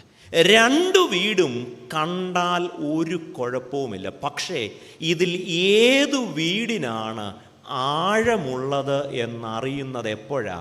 കാറ്റും കോളും മഴയും ഒക്കെ വരുമ്പോഴാണ്. നമ്മളൊക്കെ വലിയ വിശ്വാസികളാണെന്നാണ് ഞാൻ പറയുന്നത്. നമ്മൾ ഓരോരുത്തരും അവരവരെക്കുറിച്ച് പറയുന്നു. പക്ഷേ നമ്മുടെ ഒരു സ്പിരിച്വൽ ഫിറ്റ്നസ് അറിയണമെങ്കിൽ we should go through certain test. നമ്മൾ വീട്ടിൽ നിന്ന് പാല് കൊണ്ടുപോകുന്നു. ഗായ് ക്യാ ദേത്താ ഹേ? നിങ്ങൾ സ്കൂളിൽ എന്തുവാ നമ്മളതിനെ പറയുന്നത്? എന്തോ അച്ഛാ പഠിച്ച? അച്ഛൻ എംപോസിഷൻ എഴുതിയ എന്തോ വരുന്നത്? ഗായ് ദൂത് ദേത്താ ഹേ, ഗായ് ഗോബർഗ് ദേത്താ ഹേ എന്നൊക്കെ പഠിച്ച് ഓർക്കുന്നു ഇവിടെ ഇരിക്കുന്ന പ്രായമുള്ളവരൊക്കെ അല്ലേ? പശു എന്തു തരുന്നു? പശു പാല് തരുന്നില്ല, നമ്മൾ കറന്നെടുക്കുക. പശു അങ്ങനെ എന്നാ ഒരു കുപ്പി കൊണ്ടുപോകുന്നു പറഞ്ഞ് രാവിലെ തരുന്നുണ്ടോ? അതിൻ്റെ തൊഴിയും ചവിട്ടും എല്ലാം വാങ്ങിച്ച് ഏതെങ്കിലും പശു പാല് തരുമോ? തരുമോ? കാരണം പശുവിൻ്റെ പാൽ ആർക്കുള്ളതാ? കുഞ്ഞു പശുവിനുള്ളതാണ്. പക്ഷെ നമ്മൾ എന്തു ചെയ്യും? അതിനെ കറന്നെടുക്കും. നമ്മുടെ വിചാരം എന്താണെന്നറിയാം? നമ്മൾ കൊണ്ടുപോകുന്ന പാലാണ് പുനലൂർ താലൂക്കിലെ ഏറ്റവും നല്ല പാൽ. കാരണം നമ്മുടെ പശു മാർത്തോമ പശുവാണ്. അപ്പോൾ അതുകൊണ്ട് തന്നെ അതിലെന്തില്ല? മായമില്ലാത്ത പശുവാണ്, സുറിയാനി പശുവാണ്. അതുകൊണ്ട് പക്ഷെ നമ്മൾ ഈ സാധനവുമായിട്ട് അവിടെ ചെല്ലും. അപ്പോൾ അവിടെ ഒരു ചേട്ടൻ ഇരിപ്പുണ്ട്. ആ ചേട്ടൻ്റെ കയ്യിൽ ഒരു കുഞ്ഞു സുന ഇരിപ്പുണ്ട്. ആ സുനയുടെ പേരെന്തോ? തെർമോമീറ്ററോ? എന്തിനാണോ പള്ളിക്കൂടത്തിൽ പോകുന്നത്? ഇതുങ്ങളെയൊക്കെ പള്ളിക്കൂടത്തിൽ വിടുന്നതിന് പകരം 4 വാഴ വെച്ചിരുന്ന കൊലയെങ്കിലും തിന്നായിരുന്നു. പറ. ഉറക്കെ പറ. ലാക്ടോമീറ്റർ. ഞാൻ ആ പറഞ്ഞത് പിൻവലിച്ചിരിക്കുന്നു കേട്ടോ. ആ ചേട്ടൻ പാലിൻ്റെ അകത്തോട്ട് ഈ സൂത്രം ഇടുമ്പം പറയുക, വെള്ളം ഇച്ചിരി കൂടുതലാണ്. അപ്പം നമ്മൾ എന്തോ പറയും? എന്താണെന്നറിഞ്ഞുകൂടെ, ഇന്നലെ പശു ഇച്ചിരി വെള്ളം. എൻ്റെ അഭിപ്രായം എന്തുവാ? ഇതുപോലത്തെ പാൽ, നല്ല കൊഴുപ്പുള്ള പാൽ. പക്ഷേ അത് ടെസ്റ്റിന് വിധേയമാകുമ്പോഴാണ് മനസ്സിലാകും. ജീവിതത്തിൽ എല്ലാ കാര്യവും ചില ടെസ്റ്റുകൾക്ക് വിധേയമായിട്ടാണ് ഗുണനിലവാരം നിശ്ചയിക്കുന്നത്. ക്രിസ്തീയ ജീവിതത്തിലും അതുപോലെ. പക്ഷെ നമ്മൾ പറയുന്നത് നമ്മൾ 911 ആണ്. പക്ഷെ ഒരച്ചു നോക്കും. ആര്? നമ്മളൊരു സാധനം അങ്ങോട്ട് കൊടുത്തിട്ട് പറയും, എൻ്റെ അപ്പൂപ്പൻ ദുബായിൽ നിന്ന് കൊണ്ടുവന്ന. അപ്പോൾ അയാൾ പറയും, ഇയാളുടെ അപ്പൂപ്പൻ ദുബായിൽ നിന്നല്ല, അന്റാർട്ടിക്കയിൽ നിന്ന് കൊണ്ടുവന്നാൽ എന്ത് ചെയ്യണം? കണ്ടാൽ സ്വർണം, തങ്കം. ഒരച്ച് നോക്കുമ്പോഴാണ് എന്ത് മനസ്സിലാവുന്നത്? നമുക്ക് തങ്കമാണ്. പക്ഷേ ആരും ഒരയ്ക്കൽ. ആരെങ്കിലും ഒന്ന് ഒരയ്ക്കട്ടെ. ഒരച്ച് നോക്കുമ്പോൾ അറിയാം ടെസ്റ്റിന് വിധേയരാകാൻ നമുക്ക് ആർക്കും തയ്യാർ. നമ്മൾ ചില ക്ലെയിമുകളുമായി നിൽക്കുകയാണ്. ഇവിടെ വേദപുസ്തകം പറയുന്നു, ഈ 40 കൊല്ലം എന്തിനാ നടത്തിയെന്നറിയാമോ? ഒന്ന് ടെസ്റ്റ് ചെയ്യാനാണ്. നിങ്ങൾ ഇപ്പോഴും അടിമകളാണോ, അതോ നിങ്ങൾ യഥാർത്ഥത്തിൽ ദൈവമക്കളാൻ ആഗ്രഹിക്കുന്നുണ്ടോ എന്നുള്ളതാണ്. അപ്പോൾ ഒന്ന്, ദൈവമക്കൾക്ക് ചേർന്ന ഒരു വിനയം, ശരീരഭാഷ. 2, ഹൃദയത്തിൽ ഇരിക്കുന്നത് എന്താണെന്ന് അറിയുന്നത് പ്രതികൂല സന്ദർഭങ്ങളിലാണ്. 3, പരീക്ഷയിലൂടെ കടന്നു പോകുമ്പോഴാണ് നമ്മൾ ആരാണെന്ന് അറിയുന്നത്. ദൈവം പഠിപ്പിച്ച പാഠങ്ങൾ പഠിച്ചിട്ടുണ്ടോ എന്നറിയുന്നത് പരീക്ഷയിലൂടെ പോകുമ്പോഴാണ്. 4, അവിടെ പറയുന്നു, മനുഷ്യൻ അപ്പം കൊണ്ട് മാത്രമല്ല. 3-ാമത്തെ വാക്യം, മനുഷ്യൻ അപ്പം കൊണ്ട് മാത്രമല്ല, യഹോവയുടെ വായിൽ നിന്ന് പുറപ്പെടുന്ന സകല വചനം കൊണ്ടും ജീവിക്കും എന്ന് പറഞ്ഞാൽ, നമുക്ക് വേണമെങ്കിൽ അതിനെ കുറച്ചുകൂടെ റൈം ചെയ്ത് പറഞ്ഞാൽ, അപ്പമല്ല അപ്പനാണ് വലുത്. ഇത് മനസ്സിലാക്കാൻ വലിയ പ്രയാസമൊന്നുമില്ലല്ലോ. ഇംഗ്ലീഷിൽ അത് പറഞ്ഞാൽ അങ്ങോട്ട് അതിൻ്റെ ഒരു പൊട പൊട്ടാന്ന് ഇംഗ്ലീഷിൽ എങ്ങനെയാണ് പറയുന്നത്? പറഞ്ഞാൽ ആ സുഖം കിട്ടുമോ? കിട്ടുമോ? പറയാം, പക്ഷേ കേൾക്കുന്നവന് ഫീൽ ചെയ്യുമ്പോഴാണ് നമുക്കെന്ത് കിട്ടുന്നേ? ഒരു സുഖം അല്ലേ? അപ്പമാണോ അപ്പനാണോ വലുത്? ഇസ്രായേൽ മക്കൾ മരുഭൂമിയിലൂടെ പോകുമ്പോൾ ദൈവം അവർക്ക് ഒരു പ്രത്യേക മെനു കൊടുത്തു. 40 വർഷത്തേക്ക് ഒരു മെനു.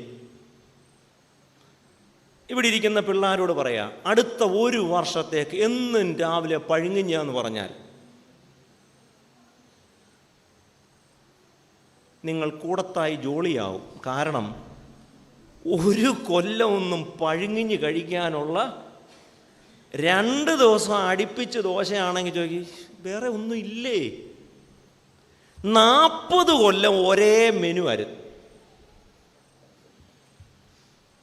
അത് ഫ്രഷാണ് കേട്ടോ, അന്ന് ഫ്രിഡ്ജൊന്നും ഇല്ലല്ലോ. എല്ലാ ദിവസവും രാവിലെ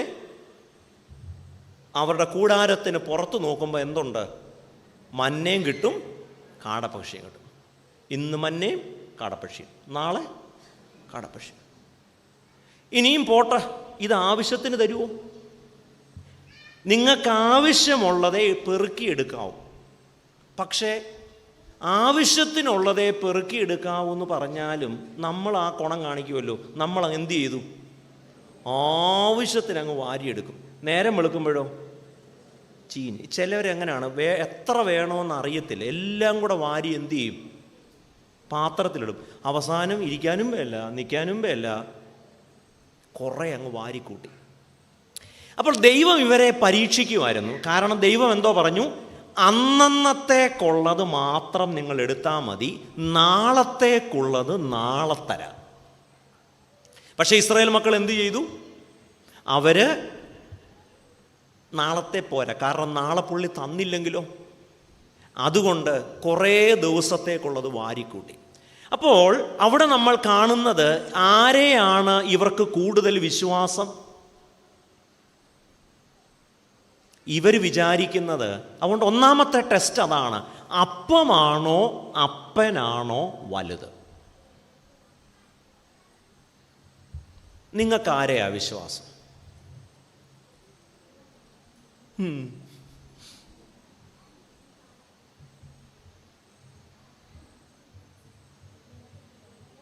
പറയുമ്പോൾ നമ്മളെന്തോ പറയും? അപ്പനാണ് ദൈവം. നമ്മളതിനൊരു വൈബ്രേറ്ററൊക്കെ പിടിപ്പിച്ചൊന്ന് വിറപ്പിച്ചൊക്കെ ഒന്ന് പറയും. പക്ഷേ കാര്യത്തോടടുക്കുമ്പോഴോ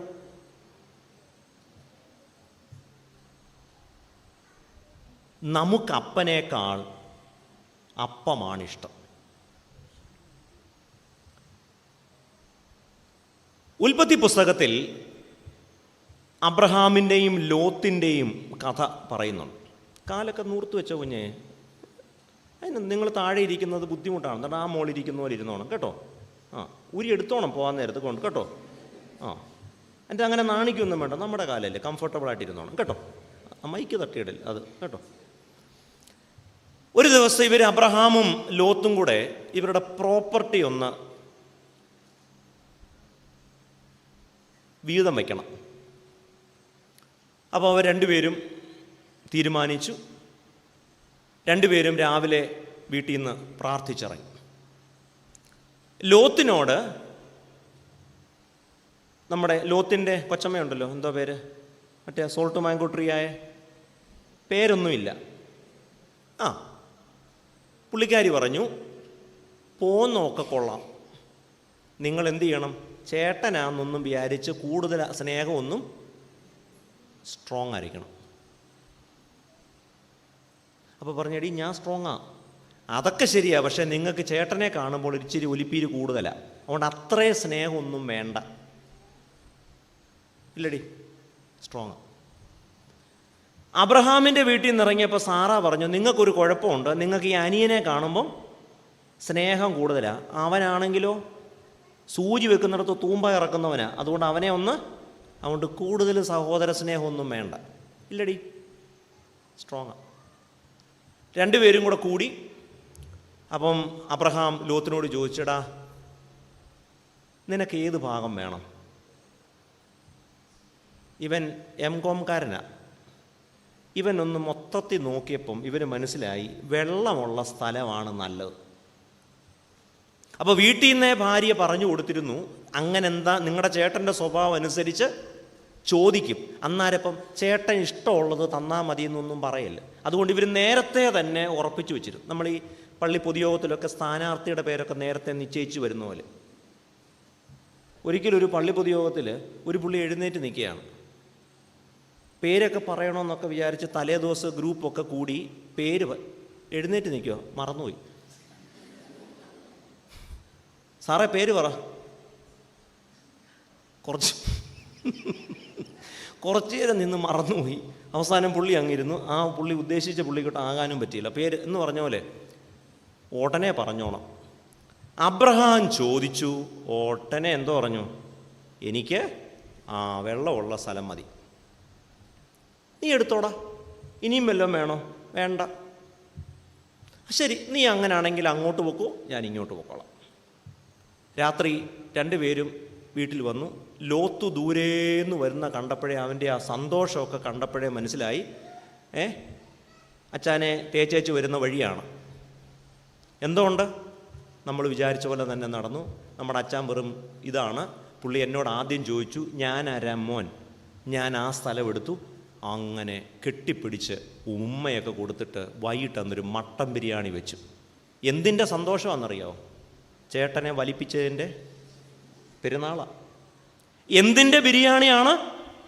ചേട്ടനെ ഊഞ്ഞാലാക്കിയതിൻ്റെ ബിരിയാണിയാണ്, വലിപ്പിച്ചതിൻ്റെ ബിരിയാണിയാണ്. ഭയങ്കര ആഘോഷം.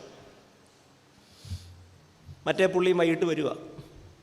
വരവ് കണ്ടപ്പോഴേ മനസ്സിലായി, അനിയൻ ഇന്നും പുള്ളി എസ് ഐ ആയിട്ട് വരികയാണ്. എന്തോ ആയി? ഓ പോട്ടടി, അവൻ അനിയനല്ലേ.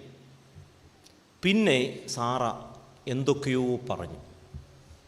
കുമാരനാശാൻ്റെ കവിതയാണോ വള്ളത്തോളിൻ്റെ കവിതയാണോ? കുറേ മോനെ മോനെ എന്ന് മാത്രമേ അബ്രഹാമിന് കേട്ടുള്ളൂ, മറ്റേതൊന്നും മനസ്സിലായില്ല. എന്തൊക്കെ മോനെ മോനെ എന്ന് മാത്രം, ബാക്കി ഒന്നും അബ്രഹാമിന് കേൾക്കാനായിട്ട് പറ്റിയില്ല.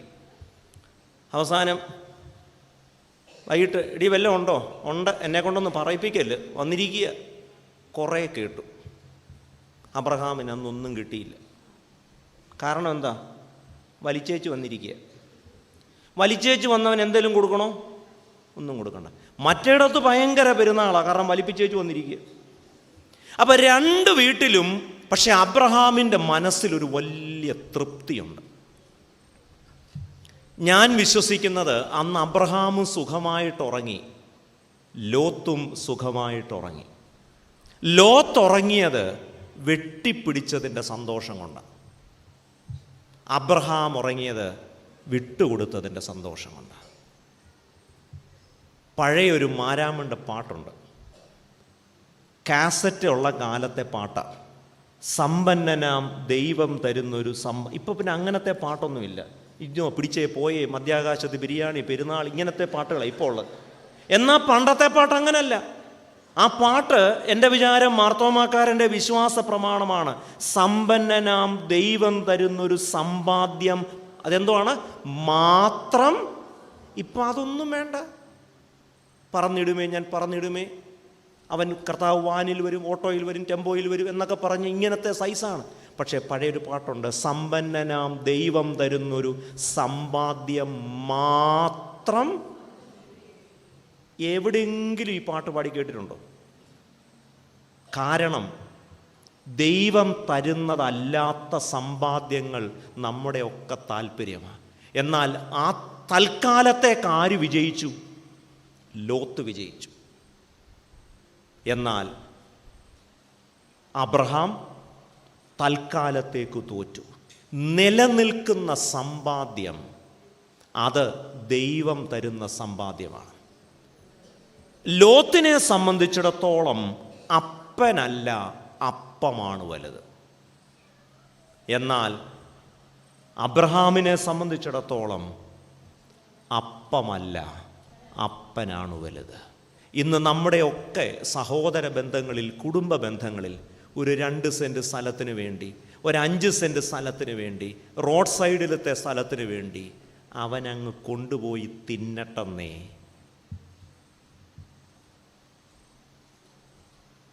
ദൈവം തരുന്നത് മാത്രമേ നിലനിൽക്കൂ. അല്ലാത്തതൊന്നും നമ്മുടെ ആരുടെയും ഭവനങ്ങളിൽ ദൈവത്തിന് നിരക്കാത്തതൊന്നും ഉണ്ടാവരുത്. സക്കായിയെ കുറിച്ച് പറയുന്നത് ഇവൻ ആരാണ്? ഇവൻ ഇപ്പോൾ അബ്രഹാമിൻ്റെ മകനാണ് എന്ന് പറഞ്ഞാൽ എന്താണ് അതിൻ്റെ അർത്ഥം? അതുവരെ അപ്പത്തിൻ്റെ പിറകെ പോയവൻ കർത്താവിനെ കണ്ട അന്ന് മുതൽ അപ്പൻ്റെ പുറകെ പോയി. എന്താണ് മാനസാന്തരം? അപ്പത്തിൻ്റെ പിറകെ പോകുന്നത് അവസാനിപ്പിച്ച് അപ്പൻ്റെ പിറകെ പോകുന്നതാണ് മാനസാന്തരം. ഇസ്രായേൽ മക്കളെ മരുഭൂമിയിൽ ദൈവം പഠിപ്പിച്ച ഏറ്റവും വലിയ പാഠം, മനുഷ്യൻ അപ്പം കൊണ്ട് മാത്രമല്ല ജീവിക്കുന്നത്. അത് വളരെ ശ്രദ്ധിക്കേണ്ട ഒരു കാര്യം. അപ്പം വേണ്ടെന്നല്ല, പക്ഷേ അപ്പമുണ്ടെങ്കിൽ എല്ലാമായി എന്ന് ചിന്തിക്കരുത്. ധൂർത്തപുത്രൻ്റെ കഥ നമുക്കറിയാം.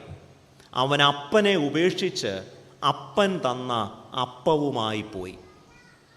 കുറേ കഴിഞ്ഞപ്പോഴാണ് അവന് മനസ്സിലായത് അപ്പൻ്റെ വീട്ടിൽ കിട്ടുന്ന സന്തോഷം അപ്പത്തിന് തരാൻ പറ്റത്തില്ല.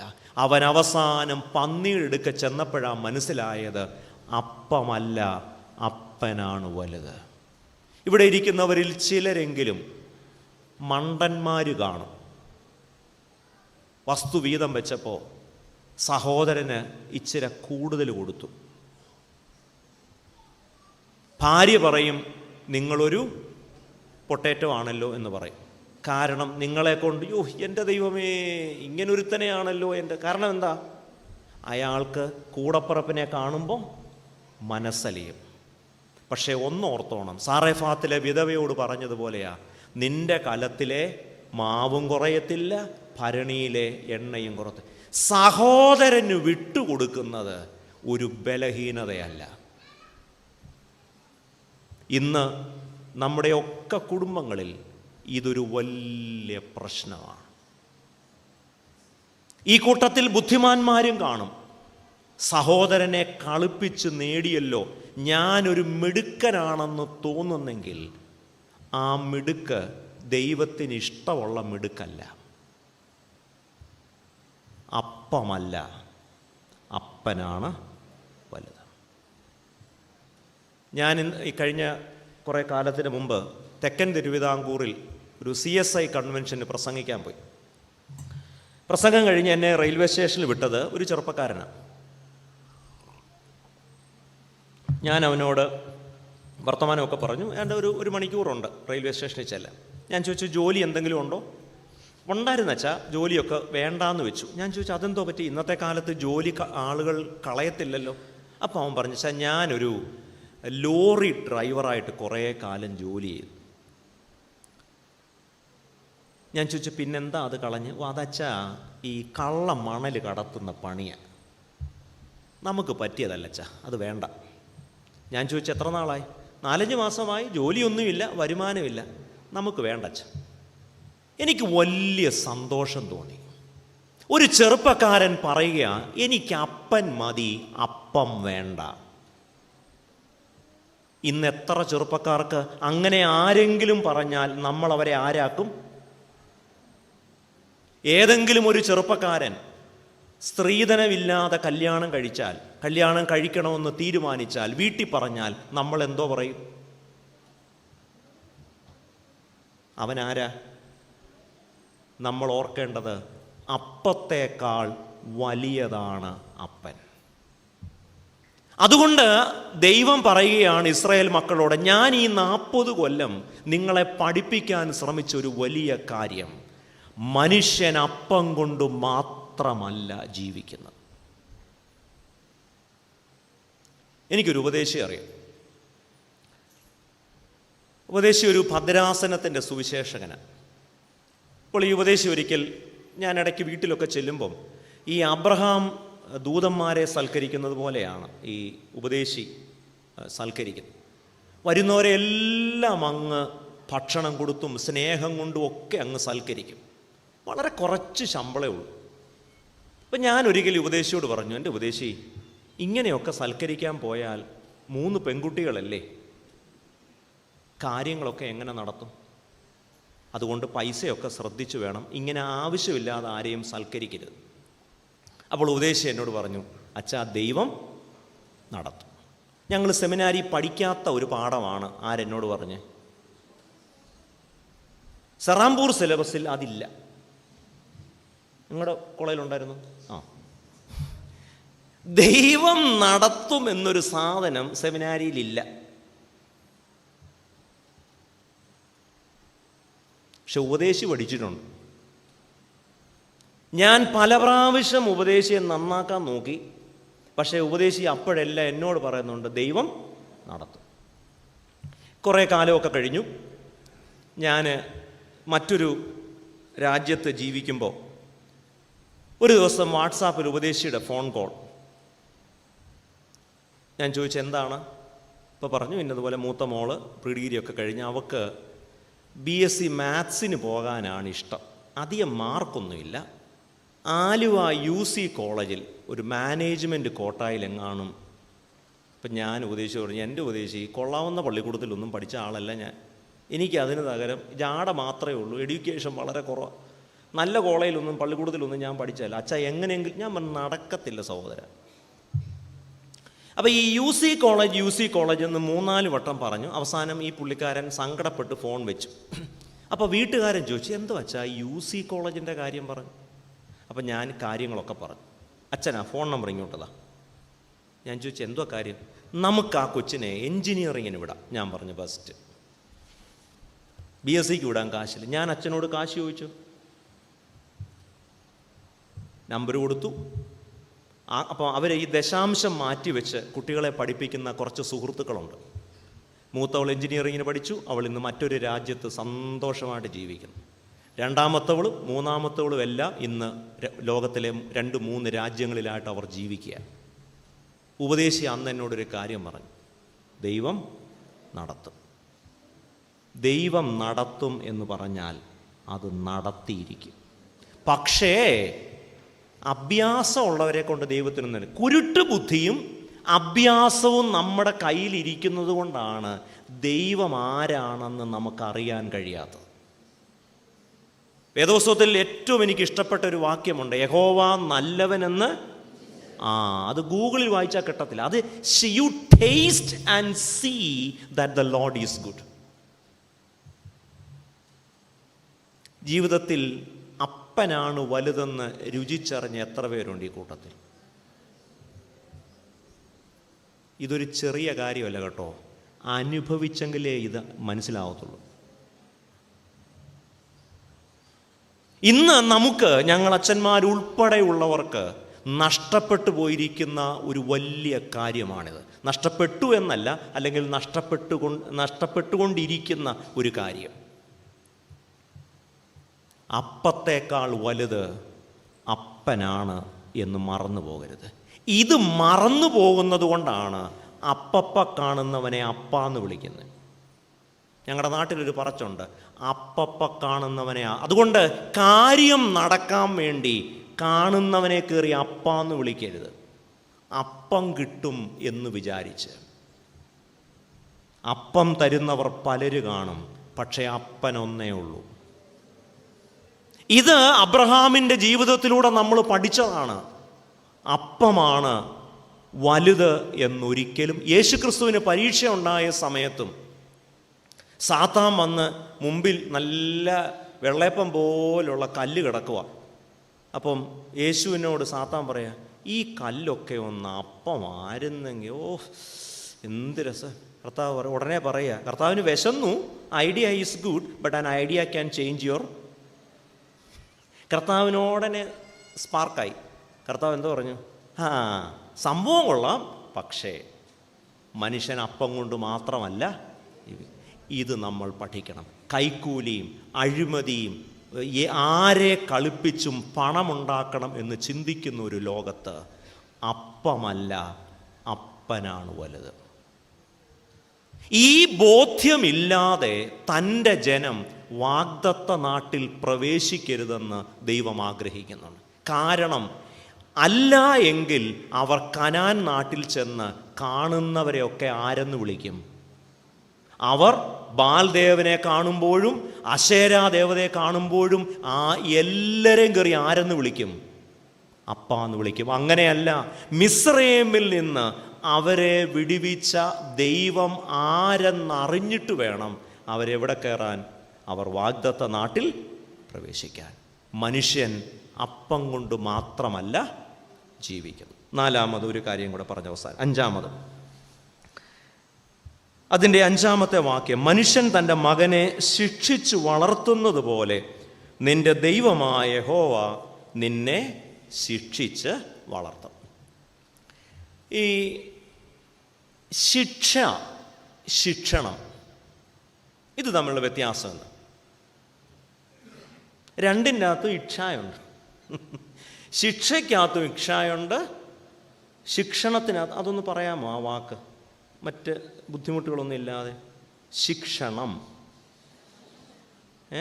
ഈ നമ്മുടെ നമ്മൾ മലയാളികളാണെന്ന് പറഞ്ഞെങ്കിലുമേ എല്ലാ അക്ഷരവും ശരിയായിട്ട് പറയാൻ അറിയത്തില്ല. ക്രിസ്മസിന് വായിക്കുന്ന കേട്ടിട്ടില്ലേ? ദൂതൻ അവളോട് ഭയപ്പെടേണ്ട ഭയപ്പെടേണ്ട, കേട്ടിട്ടില്ലേ? കേട്ടിട്ടുണ്ടോ? ഇനിയും ഇംഗ്ലീഷിലെങ്ങാനും നമ്മൾ തെറ്റിച്ച് പറഞ്ഞാൽ ഉടനെ, ഇപ്പം ഐസക്കച്ചൻ വായിക്കുകയാണ്, നിങ്ങളെല്ലാവരും നിങ്ങളുടെ നൈഫ് ഒന്ന് എടുത്തേ എന്ന് പറഞ്ഞാൽ ഈ അച്ഛൻ ഇംഗ്ലീഷ് അറിയത്തില്ലേ എന്ന് ഉടനെ കളിയാക്കും. പക്ഷേ ഭയപ്പെടേണ്ട ഭയപ്പെടേണ്ട എന്ന് പറഞ്ഞാൽ കേട്ടിട്ടില്ലേ പാഠം വായിക്കുന്നത്? ദൂതൻ അവളോട്, ഭായും ഫായും എന്ന് പറഞ്ഞ 2 അക്ഷരങ്ങളുണ്ട് കേട്ടോ. വീട്ടിൽ പോയി പ്രാക്ടീസ് ചെയ്താൽ മതി, അല്ലെ മുമ്പിലിരിക്കുന്ന ഒരു നനയും. എന്താണ് ശിക്ഷണവും ശിക്ഷയും തമ്മിലുള്ള വ്യത്യാസം? കേൾക്കട്ടെ. നിങ്ങൾ ക്ഷീണിച്ചെന്ന് തോന്നുന്നു, എക്സ്ട്രാ കരിക്കുലർ ആക്ടിവിറ്റീസൊക്കെ കഴിഞ്ഞ് പാവങ്ങൾ തളർന്നു. ഇനി ഞാൻ ഒരു മാറ്റി ചോദിക്കാം. അപ്പനും അമ്മയും തല്ലുന്നതിന് നിങ്ങൾ പറയുന്ന പേരെന്താ? തല്ലിയിട്ടുണ്ടോ? ചുണയുണ്ടെ തല്ലട്ടല്ലേ? ഇംഗ്ലീഷിൽ വേണേൽ പറയാം ഡിസിപ്ലിൻ ആൻഡ് പണിഷ്മെൻറ്റ്. എന്താ ഇത് തമ്മിലുള്ള വ്യത്യാസം? നമ്മുടെ അപ്പനും അമ്മയും നമ്മളെ തല്ലുന്നതിന് നമ്മൾ എന്തെന്ന് പറയും? പിന്നെ പോട്ടെ, പറ. ശിക്ഷണം. പോലീസുകാർ തല്ലുന്നതിന് എന്തോ പറയും? രണ്ടും തല്ലല്ലേ? രണ്ടിടത്തും അടിക്കുമ്പോൾ എന്തു ചെയ്യും? പോലീസുകാർ ചൂരലുകൊണ്ട് തല്ലിയാലും നമുക്ക് നോവും, അപ്പനും അമ്മയും തല്ലിയാലും നോവും. 2 പേരും തല്ലുമ്പോൾ വേദനയുണ്ട്. പക്ഷെ നമ്മൾ രണ്ടിനും പറയുന്നത് 2 പേരാ. എന്താ വ്യത്യാസം? പറ. ഞങ്ങളുടെ അവിടെ ഒരു ആട്ടമ്മച്ചിയുണ്ട്. ഉത്തരം അറിയത്തില്ല. അപ്പം നമ്മൾ എന്ത് വിചാരിക്കും? ഇപ്പം പക്ഷേ കുറേ കഴിഞ്ഞപ്പോഴാണ് മനസ്സിലായത് ഈ പല്ല് അമ്മച്ചി ഫിക്സ് ചെയ്യുക, ഇളക്കിയിരിക്കുക. അപ്പം നമ്മുടെ വിചാരം എന്താ? ഇപ്പം പറഞ്ഞേ എന്താ വ്യത്യാസം? പോലീസുകാർ തല്ലുമ്പോഴും നോവും, അപ്പനും അമ്മയും തല്ലുമ്പോഴും നോവും. പക്ഷേ ഒന്നിന് നമ്മൾ ഡിസിപ്ലിനിങ് എന്നും മറ്റേതിന് പണിഷ്മെൻ്റ് എന്ന് പറയും. ഒന്നിന് ശിക്ഷ എന്നും മറ്റേതിന് ശിക്ഷണമെന്നും പറയും. ഈ സെക്രട്ടേറിയറ്റിലും അവിടെ ഇവിടെയൊക്കെ ഈ ധർണയൊക്കെ നടത്തുമ്പം അക്രമാസക്തമായ പോലീസുകാർ തല്ലി ഓടിക്കും. പോലീസുകാർ നിങ്ങളെ തല്ലി ഓടിക്കുന്നത്, അല്ലെങ്കിൽ സമരക്കാരെ തല്ലി ഓടിക്കുന്നത് നമ്മളെല്ലാം ക്രിസ്തുവിൽ പുതുസൃഷ്ടി ആവണമെന്ന് വിചാരിച്ചിട്ടാണോ? ആണോ?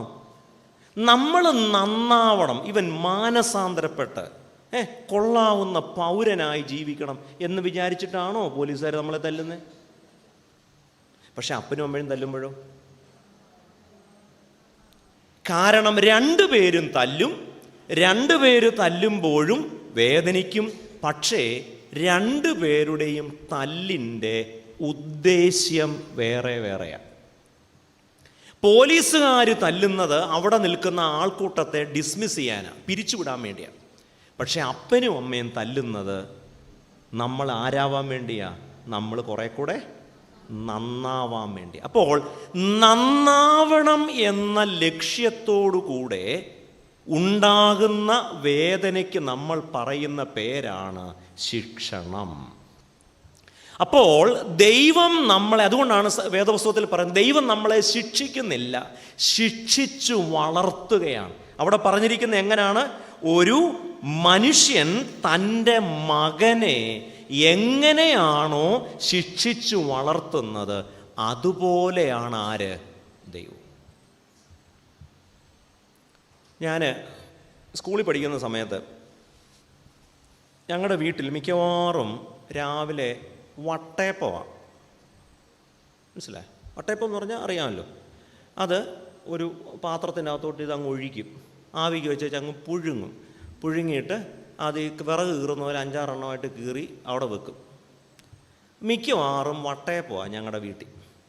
അപ്പോൾ എനിക്കാണെങ്കിൽ ഈ ഒന്നാമത് ഇഷ്ടമല്ല. 2, ഇതിന് ഈ വട്ടയപ്പത്തിൻ്റെ സൈഡിലൊരു സാധനം ഉണ്ടല്ലോ, നമ്മൾ ഈ ബ്രെഡിൻ്റെയൊക്കെ സൈഡിൽ നമ്മൾ സാൻഡ്വിച്ചൊക്കെ ഉണ്ടാക്കുമ്പോൾ അതങ്ങ് കളയുമല്ലോ, അതൊരു സുമാറില്ലാത്ത സാധനം. അപ്പോൾ എന്തു ചെയ്യും? അത് പറിച്ച് കളയും. അപ്പം എന്നോട് രാവിലെ അമ്മ പറഞ്ഞു, വട്ടയപ്പം പുഴുങ്ങി അവിടെ മേശപ്പുറത്ത് വെച്ചിട്ടുണ്ട്, വിഴുങ്ങിയേച്ച് പോകാൻ പറഞ്ഞു സ്കൂളിൽ. കാരണം പോയിട്ടും വലിയ കാര്യമൊന്നും ഇല്ലാത്തതുകൊണ്ട് അമ്മ പറഞ്ഞത് നീ വിഴുങ്ങിയേച്ച് പോകാൻ പറഞ്ഞു. അപ്പം വട്ടയപ്പമൊക്കെ എടുത്തു, ഞാനും അനിയനും കൂടെ മേശയുടെ അപ്പുറത്തും ഇപ്പുറത്തിരുന്ന് ഇതെടുത്തു. അപ്പോൾ ഇതിൻ്റെ സൈഡിലത്തെ ഈ സൂത്രം ഉണ്ടല്ലോ, അതെന്ത് ചെയ്യണം? കൊള്ളത്തില്ല. പക്ഷേ ഇത് കളയാൻ എന്താ വഴി? അപ്പം ഞാനിത് പെതുക്കെ സൈഡെല്ലാം പറിച്ച് എടുത്ത് പെതുക്കെ മേശയുടെ താഴോട്ടങ്ങിട്ടു. അപ്പം കളഞ്ഞത് ഒന്നിൽ അവനാവാം, അല്ലെങ്കിൽ ഞാനാവാം. പെതുക്കെ താഴോട്ടിട്ടു. എൻ്റെ കഷ്ടകാലത്തിന് ആ തള്ള അന്നാരപ്പം ചൂലും കൊണ്ട് അതുവഴി തൂക്കാനായിട്ട് വന്നു. അപ്പം ഇങ്ങനെ തൂത്ത് നോക്കിയപ്പം കുറച്ച് വെള്ളപ്പൊടി താഴെ കിടക്കും. എന്തുവാടാ അത്? ഞാൻ പറഞ്ഞു വട്ടയപ്പത്തിൻ്റെ പന്നപ്പൊടിയാന്ന് പറഞ്ഞു. ഇത്രയും പറഞ്ഞത് എനിക്ക് ഓർമ്മയുണ്ട്. ആ ചൂല് തിരിച്ചു പിടിച്ച് മുതുകിന് ഒരൊറ്റ കീറിയിട്ട് ചോദിച്ചു, വട്ടയപ്പത്തിന് എവിടാടാ പന്നപ്പൊടി? നല്ല വേദനയുണ്ടായിരുന്നു. അന്ന് ഞാൻ സ്കെച്ച് ചെയ്തതാ. അതുകൊണ്ട് ഗുണമുണ്ടായി. ഇപ്പോഴും വട്ടയപ്പം എടുക്കുമ്പം കുർബാനയപ്പം എടുക്കുന്ന പോലെ എന്താ ബഹുമാനമെന്നറിയോ? അല്ലേ? കാര്യം എന്താ? ആ തള്ള എന്നെ എന്ത് ചെയ്തു? മുതുകത്തടിച്ചു. എന്നിട്ട് പറഞ്ഞു, വട്ടയപ്പത്തിന് എന്തില്ല? എന്നെ അടിച്ചത് ഞാൻ നന്നാവാനാണോ അതോ നശിച്ചു പോകാനാണോ? നന്നാവാനാണ്. അതിൻ്റെ പേരാണ്, നല്ല വേദന ഉണ്ടെങ്കിലും അതിൻ്റെ പേരാണ് എന്ത്? ശിക്ഷണം.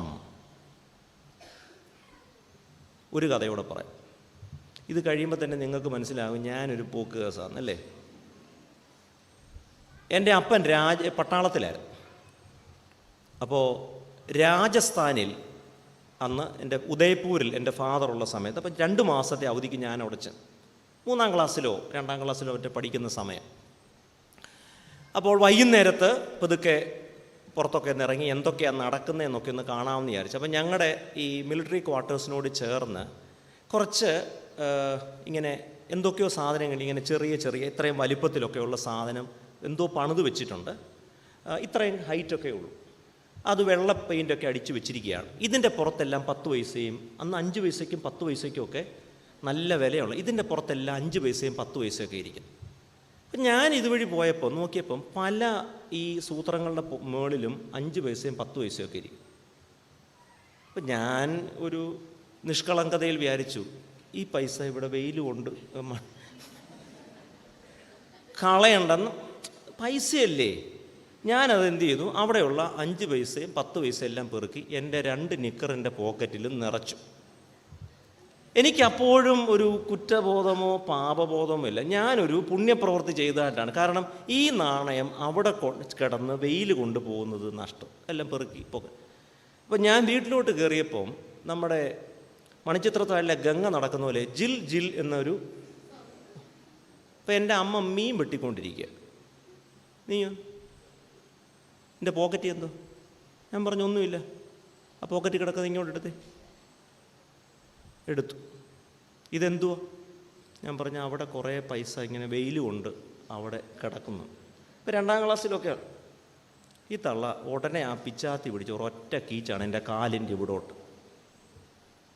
എന്നിട്ട് പറഞ്ഞ് ഈ പൈസ കൊണ്ട് വേഗം അവിടെ കൊണ്ടിടുക. പിന്നെ എനിക്ക് മനസ്സിലായി ഇതൊക്കെ കല്ലറയാണെന്നും അതിൻ്റെ മുകളിലൊക്കെ ആളുകൾ പൈസ ഇടുന്നതാണെന്നും ഇത് വെയിൽ കൊള്ളാൻ ഇട്ടിരിക്കുന്നതല്ല എന്നും എനിക്ക് മനസ്സിലായി. അന്നെനിക്കൊരു കാര്യം മനസ്സിലായി, ഏത് പൈസ എവിടെ കിടന്ന് വെയിൽ കൊണ്ടാലും. നിങ്ങളൊന്ന് ആലോചിച്ച് നോക്കിയേ, അന്ന് എൻ്റെ അമ്മ പിച്ചാത്തി കൊണ്ട് എന്നെ തല്ലി എന്നെ ആ പൈസ കൊണ്ട് തിരിച്ചവിടെ കൊണ്ട് ഇടിയിച്ചില്ലായിരുന്നെങ്കിൽ സ്തോത്രകാഴ്ച സഞ്ചി കാണുമ്പോൾ എനിക്ക് എന്ത് തോന്നിയേനെ? വെറുതെ ഈ സഞ്ചിക്കകത്ത് കിടന്നത് വെറുതെ. അപ്പം എൻ്റെ അമ്മ എന്നെ തല്ലിയത് ശിക്ഷയാണോ ശിക്ഷണമാണോ? കാരണം വേദനയുണ്ട്, പക്ഷേ ആ വേദനയുടെ പിന്നിൽ ഒരു സ്നേഹമുണ്ട്. ദൈവം നമ്മളെ ശിക്ഷിക്കുന്നുവെന്ന് ആരും പറയരുത്. കാരണം ഒരു മനുഷ്യനും നശിക്കണമെന്ന് ദൈവം ആഗ്രഹിക്കുന്നില്ല. നമുക്ക് രോഗങ്ങൾ വരാം, സാമ്പത്തിക നഷ്ടങ്ങൾ വരാം, സഹിക്കാനാവാത്തതായ സങ്കടങ്ങൾ വരാം. അതൊക്കെ വരുമ്പം ദൈവം എന്നെ ശിക്ഷിക്കുന്നുവെന്ന് പറയരുത്. കാരണം വേദനയാണെങ്കിൽ പോലും അതൊന്നും നമ്മൾ നശിക്കാൻ വേണ്ടിയല്ല. ഒരു അപ്പൻ തൻ്റെ മകനെ ശിക്ഷിച്ച് വളർത്തുന്നത് പോലെ. അതുകൊണ്ട് ദൈവം തരുന്നതായ സങ്കടങ്ങളും വേദനകളും അതൊരിക്കലും ശിക്ഷയാണെന്ന് പറയരുത്. പിന്നെ അതെന്താണ്? അത് ശിക്ഷണമാണെന്ന് പറയണം. ഞാൻ എൻ്റെ വാക്കുകൾ അവസാനിപ്പിക്കാം. റെക്കൺസിലിയേഷൻ വിത്ത് ടൈം, സമയത്തോടുള്ള അനുരഞ്ജനം. ദൈവത്തിന് ദൈവത്തിൻ്റെതായ ഒരു സമയമാണ്. ഈ സമയത്തോട് ലോകപ്രകാരമുള്ള സമയത്തിൽ ജീവിക്കുന്ന നമുക്ക് അനുരഞ്ജനപ്പെടണമെങ്കിൽ ദൈവം എന്തുകൊണ്ടാണ് സമയമെടുക്കുന്നതെന്ന് മനസ്സിലാക്കാൻ നമുക്ക് കഴിയണം. Why God takes so much of time to shape me? ഇത് കുറച്ചുകൂടെ വേഗത്തിൽ ചെയ്തുകൂടെ? എന്തിനാ ദൈവത്തിന് ഇത്രയും സമയം? Is he wasting time? അല്ല. കലണ്ടർ അനുസരിച്ചുള്ള സമയത്തിൽ ജീവിക്കുന്ന നമുക്ക് ദൈവത്തിൻ്റെ സമയവുമായി അനുരഞ്ജനപ്പെടണമെങ്കിൽ ദൈവം എന്തുകൊണ്ട് നമ്മുടെ ജീവിതത്തിൽ ഇത്രയധികം സമയമെടുക്കുന്നു എന്ന് നാം അറിയണം. ഒന്ന്, ദൈവം എന്തിനാണ് ഇത് ചെയ്യുന്നത്? അടിമകളായിരിക്കുന്ന നമ്മളെ ദൈവജനമാക്കി രൂപപ്പെടുത്താനാണ്. നമ്മുടെ മനസ്സിൽ ഇപ്പോഴുള്ളതെല്ലാം ഒരടിമയുടെ മനസ്സാണ്. അത് മാറി ദൈവമക്കളുടെ മനസ്സ്, ദൈവമക്കളുടെ ശരീരഭാഷ ഉണ്ടാവണം. അതുകൊണ്ട് ദൈവം 40 വർഷമെടുത്തു. എന്നിട്ട് അവരെ 5 കാര്യങ്ങൾ പഠിപ്പിക്കുകയാണ്. അവരോട് പറയുന്ന ഒന്നാമത്തെ ഏറ്റവും പ്രധാനപ്പെട്ട കാര്യം, ഞാൻ ഈ ചെയ്തതൊക്കെ എന്തിനാണ്? നിങ്ങളെ താഴ്ത്താനാണ്. നിങ്ങളെ താഴ്ത്തുക എന്ന് പറഞ്ഞാൽ നിങ്ങളെ തകർക്കുക എന്നതല്ല എൻ്റെ ഉദ്ദേശം. മറിച്ച് നിങ്ങളുടെ ഇപ്പോഴത്തെ താഴ്മ അടിമകളുടെ താഴ്മയാണ്. അത് മാറി മക്കൾക്ക് ചേർന്ന ഒരു താഴ്മ. എങ്ങനെയാണോ മാതാപിതാക്കളുടെ മുൻപിൽ മക്കൾ താഴ്മയോടെ ജീവിക്കുന്നത്, അത്തരം താഴ്മയാണ്. അല്ലാതെ ജന്മിയുടെ മുമ്പിൽ കുടിയാൻ്റെ താഴ്മയല്ല ദൈവം നമ്മിൽ നിന്ന് പ്രതീക്ഷിക്കുന്നത്. രണ്ടാമത് നമ്മൾ പറഞ്ഞൊരു കാര്യം, നമ്മുടെ ഹൃദയത്തിലിരിക്കുന്നത് എന്താണെന്നറിയണം. To know what is in our heart. നമ്മുടെ ഹൃദയം അതിനെന്തു വേണം? എല്ലാം അനുകൂലമാകുമ്പോഴല്ല, പ്രതികൂല സാഹചര്യങ്ങളിലാണ് നമ്മുടെ ഉള്ളിലുള്ളത് എന്താണെന്ന് അറിയുന്നത്. അത് ദൈവത്തിന് അറിയാൻ മേലാഞ്ഞിട്ടല്ല, നമ്മുടെ നിരൂപണങ്ങളൊക്കെ അറിയാം. പക്ഷേ ഇതൊക്കെയാണ് നമ്മളെന്ന് നമ്മളെ ബോധ്യപ്പെടുത്താനാണ് ദൈവം കഷ്ടതകളിലൂടെ നമ്മെ കടത്തി. മൂന്നാമത് പറഞ്ഞത് ടു ടെസ്റ്റ് യു. ചില പരീക്ഷകളിലൂടെ അവൻ നമ്മളെ കടത്തിവിടുന്നു. എന്തിനാണെന്നറിയാമോ? നമ്മുടെ സ്പിരിച്വൽ ഫിറ്റ്നസ് എന്താണെന്നറിയാൻ, ആത്മീയമായി നാം എത്രത്തോളം ആഴമുള്ളവരാണ്, വേരുള്ളവരാണ് എന്നറിയാൻ. നാലാമത്, മരുഭൂമിയിൽ ദൈവം അവരെ പഠിപ്പിച്ച പാഠം, മനുഷ്യജീവിതത്തിൽ അപ്പം വേണം, പക്ഷേ അപ്പത്തേക്കാൾ വലിയത് അപ്പനാണ്. ഏറ്റവും അവസാനം സങ്കടങ്ങളും വേദനകളും രോഗങ്ങളും ഒക്കെ നമ്മുടെ ജീവിതത്തിൽ വരുമ്പോൾ നമ്മൾ മറന്നു പോകരുത് ഒരു കാര്യം. അതെന്താണ്? നമ്മളെ ദൈവം ശിക്ഷിക്കുന്നുവെന്ന് ആരും പറയരുത്. സഹിക്കാൻ പറ്റാത്ത വേദനയായിരിക്കാം, സഹിക്കാൻ പറ്റാത്ത രോഗമായിരിക്കാം. പക്ഷേ വേദപുസ്തകം പറയുന്നു, ഈ വേദനയൊക്കെ വരുമ്പോൾ ശിക്ഷിക്കുന്നു എന്ന് പറയരുത്. ഇതെല്ലാം ശിക്ഷണമാണ്. അതുകൊണ്ടാണ് അധികം ഫലം കായ്ക്കേണ്ടതിന് അവൻ നമ്മളെ ചെത്തി വെടിപ്പാക്കുന്നു. അതുകൊണ്ട് പ്രൂണിംഗ് ആണ്. നമുക്കത് വളരെ പണിഷ്മെൻ്റ് ആണെന്ന് തോന്നുമെങ്കിലും യഥാർത്ഥത്തിൽ അത് പണിഷ്മെൻ്റ് അല്ല, അത് പ്രൂണിംഗ് ആണ്. So that you will bear more fruit.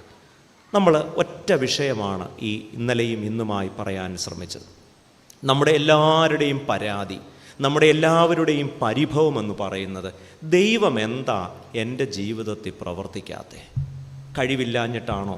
ഞാൻ ശ്രമിക്കാഞ്ഞിട്ടാണോ? അവസരങ്ങളില്ലാഞ്ഞിട്ടാണോ? ചെയ്യുന്നതൊന്നും അങ്ങോട്ട് ശരിയാവുന്നില്ല.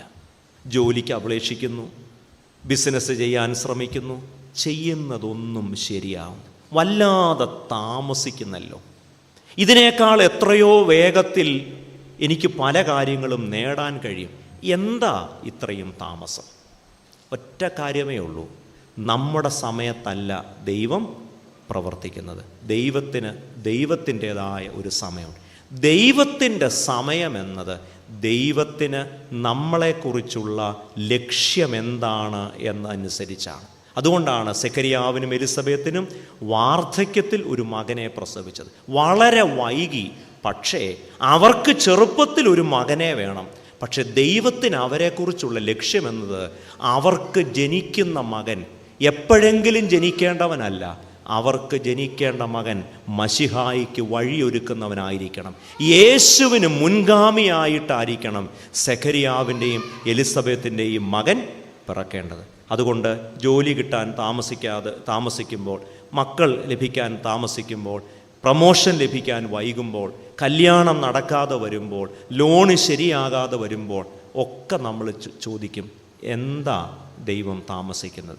ദൈവം താമസിക്കുന്നത് ദൈവം നിങ്ങളെ മറന്നതുകൊണ്ടല്ല, ദൈവത്തിന് നിങ്ങളെക്കുറിച്ച് വലിയ താല്പര്യങ്ങളാണുള്ളത്. ദൈവത്തിന് നമ്മളെക്കുറിച്ചുള്ള ലക്ഷ്യം എന്താണോ ആ ലക്ഷ്യം നിറവേറുന്നതിനനുസരിച്ചുള്ള സമയത്താണ് ദൈവം നമ്മുടെ ഓരോരുത്തരുടെയും ജീവിതത്തിൽ പ്രവർത്തിക്കുന്നത്. അതുകൊണ്ട് ദൈവത്തിൻ്റെ സമയവുമായി അനുരഞ്ജനപ്പെടാം. അതാണ് അർത്ഥവത്തായ ക്രിസ്തീയ ജീവിതം.